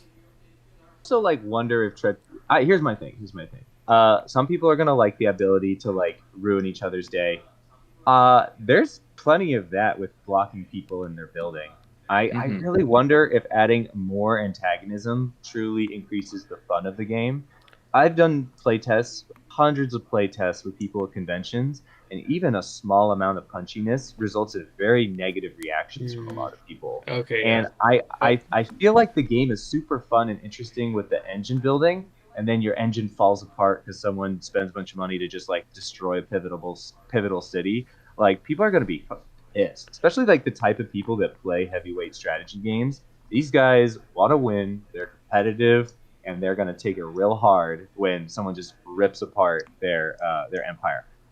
And And what's like, more, the problem I think with these treachery cards is they are so few and so expensive that you might get hit by one and never have a chance to return in kind. yeah, I can also like if you want, you could literally make it an expansion pack on the Kickstarter, like the treachery pack, 6 treachery cards that will devastate your enemies, and then let people pay extra for the right to make their friends hate them. Like and they're nice because you can just shuffle them into the deck and choose to play or not play with them. See, that's the benefit of branding something as an expansion. People already think of it as an extra set of rules, and then it's up to them if they want to use it. And I think there will be plenty of people that will pay extra for 6 cards they could use to make their friends hate them. But then once their friends hate them, they can then realize that maybe they shouldn't play with those cards. you know, uh, thoughts to consider from a commercialization standpoint. Yeah, I Okay. agree because like there's already a lot of punchiness just because you're competing for resources, and also because like you can also compete for the development cards as well, the technology cards, because like What? Joe and I were both like vying for that one card, and I messed up because I wasn't able to get it. There's Yeah. already like a lot You of gotta know racing what people going are on. going for. Yeah, I was too. gonna say there was like that was the thing was like cheating people out of cards, plenty of upsetness. Blocking people on the map, plenty of upsetness. Then a treachery card would show up, and we're like, wow, that card just seems like it is. Oh, I wish I had known that was in the deck. Like, oh god, this is it. Just and they felt like they came out of nowhere, and then they were just like so deadly. We were like, you almost want to oh get god, it, not even specifically to use it, but just so that it can't be used against you. yeah. And so it honestly, it wasn't. They weren't like we didn't really want. It felt like we didn't want them to be there because your strategy changes. You're just afraid. You don't. It's kind of a waste of your resources. You know, it just yeah. And that's the thing, because they're so expensive, it was actually good that they came out in the late game. If they had just come up in the early game, they would have just automatically been discarded because nobody could buy them. Yeah, which For we would have been me, okay with. Yeah. For me, they're almost like a trap because you're hurting. At least, I mean, with 2 players, I think it makes sense. But with 3 players, it's like you're going backwards, and the person you're hurting is going backwards, but the other person is just standing still. Yeah, I Yeah. felt that. That's why I didn't. That's the whole thing is like I didn't want them, but I didn't want anybody else to get them. And then ultimately, it also becomes a win more card because I was already in the lead, so I could afford to lose some resources. And Christian was the only one who stood a threat of like taking over this area, and so I suddenly was able to use my lead to absolutely devastate him, push him to the bottom, and like secure my victory in this area. You For know? me, they're just situational. It's like if I could bring this player down like a production type and a red card and a green card all at once, and then me go up one, it's like that would be like a rare situation where it's worth using. But think about how devastating that is to one player. Like that one player is doomed as soon as you use it. And that sucks. You Well, put never another want way, people to that be in just a isn't situation- fun. Yeah, nobody wants to be in Yeah. a situation with a heavyweight strategy game that you're halfway through the game and Okay. you just got nuked. Like a nuke is too powerful. Your Yeah. game is ruined. Christian, more if he importantly- was like not a nice, if he was not a It's nice a- guy, he's gonna flip that table right away. The more important problem is it's a nuke Ga- without retaliation. Twilight Imperium is a very long game, and everyone has an entire arsenal of nuclear warheads the entire time. But this think game that's has a good like 2 nukes. idea. Ever. Yeah. I wonder if it'll go by too fast though with 6 less cards. Well, but you're also starting with I'm saying this is also if you don't give everyone a starting tech. Oh, okay. Yeah. Yeah, you can do it's both. Like, you were just saying you were worried the game taking too long. Now you're worried about it going too fast. I do think, like, take them out. 30 turns. That's a lot of turns. And, like, here's the thing. Without the nukes, like, it's wherever you end up at whatever point, Like, 30 cards, like, whoever has the most points at 30 points. Like, that's plenty of time to build an engine. Like, honestly, we had a decent engine 70% of the way You through. can- That's good. You can That's tell the good number for of turns by the discard. Also, that's one thing. There's 20 turns. Perfect. Yeah. I mean, Give or take. so, feels like plenty. And, like, to be honest, you could probably come up with a couple of variants of the base cards if you needed to really add in a few more turns. You already had a couple. It seems like you had a flat for every, like, one that was basically equivalent of the base deck card, one that gave you, like, a +1. Were there +2s as well?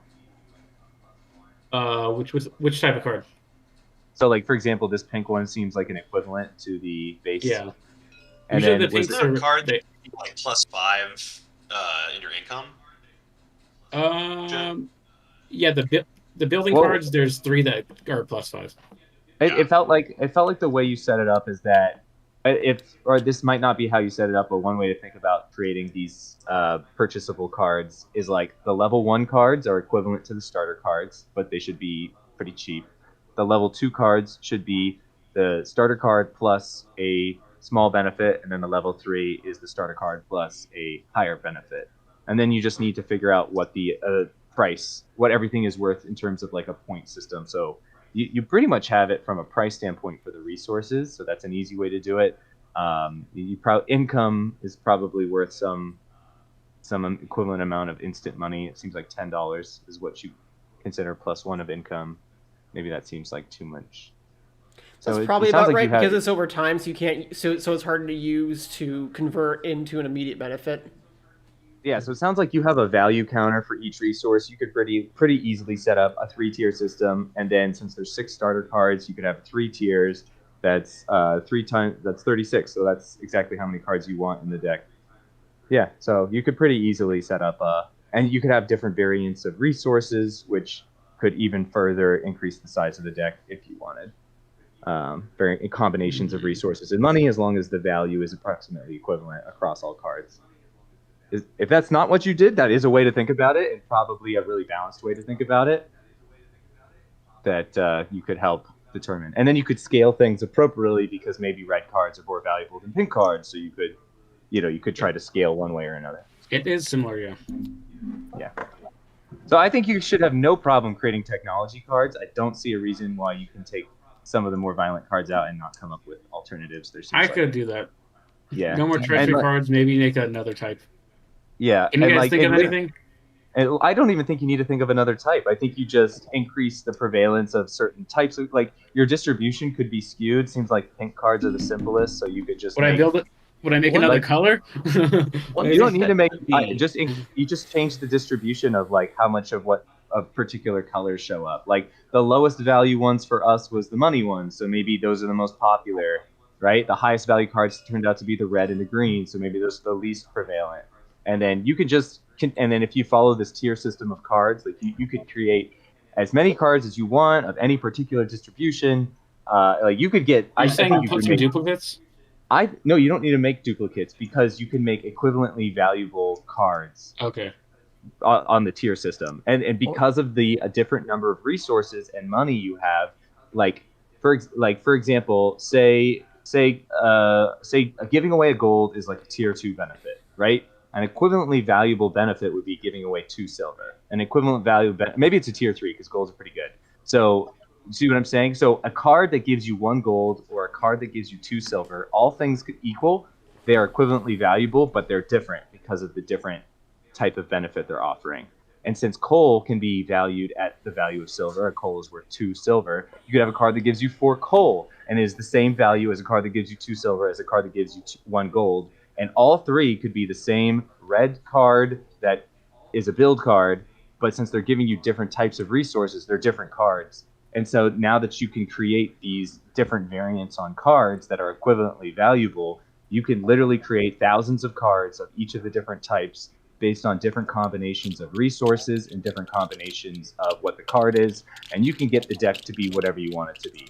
And then you just have to figure out what colors are the most valuable so that they have the smallest prevalence, what resource types are the most valuable so they have the smallest prevalence, and you can just literally build an Excel spreadsheet and find the optimal prevalence of cards and resources that balances the game.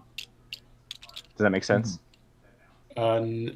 Not really. That was probably too complicated. I'm sorry. Pause. Time. So Yeah. the stream has gone over 3 hours at this point. So I'm going to say, at this point, let's go ahead and conclude the stream. We can talk more offline. Does anyone have any final thoughts they'd like to give to the stream before we love the game? Close out? Gorbino's Quest is fantastic. 10 out of 10. Don't take this feedback as if length. Yeah, don't take it as if we didn't like it. I think this game is a fantastic game. I have suggestions obviously, but 10 out of 10. Love Gorbino's Quest. Read the cards. That's all I have to say. Optional. Read the cards. Pay the build cost. I don't really feel like doing that. I can skip that part, right? I would say the Christian strategy could have been devastating. Joey, any final thoughts? Overall, love the mechanics. I love the kind of like punchiness that comes with expanding and conquering the land. Love the victory point system. Only kind of thought is that the icons on the cards tend to be a little bit confusing. I was always just reading the cards instead of looking at the icons. So fair. maybe... Yeah, I didn't get the top section. It was too much. I think you could take it out entirely. Just I don't. I think you're trying to show that they're of a similar. I don't really know what's going on there. I don't think it added anything. You could take it out. Mm-hmm. So, Robot, anything you want to say before I give the sign off? No, go ahead. All right. In that case, this has been Gorbino's Quest from Indie Game Lab Studio, brought to you by Robot Doctor and GigaSaurus Games, your stuttering host. I hope you all enjoyed this very long stream. I'm going to send out a PSA in the Indie Game Lab Discord later about what not to do when I'm the host. And until the next time, which might actually be in a couple of weeks, unusually. There might be another one coming up. Look out for the Widgets and Digits stream. Woo! Hey, I hope everyone has had a good day, and this is GigaSaurus Games and crew signing off. Bye.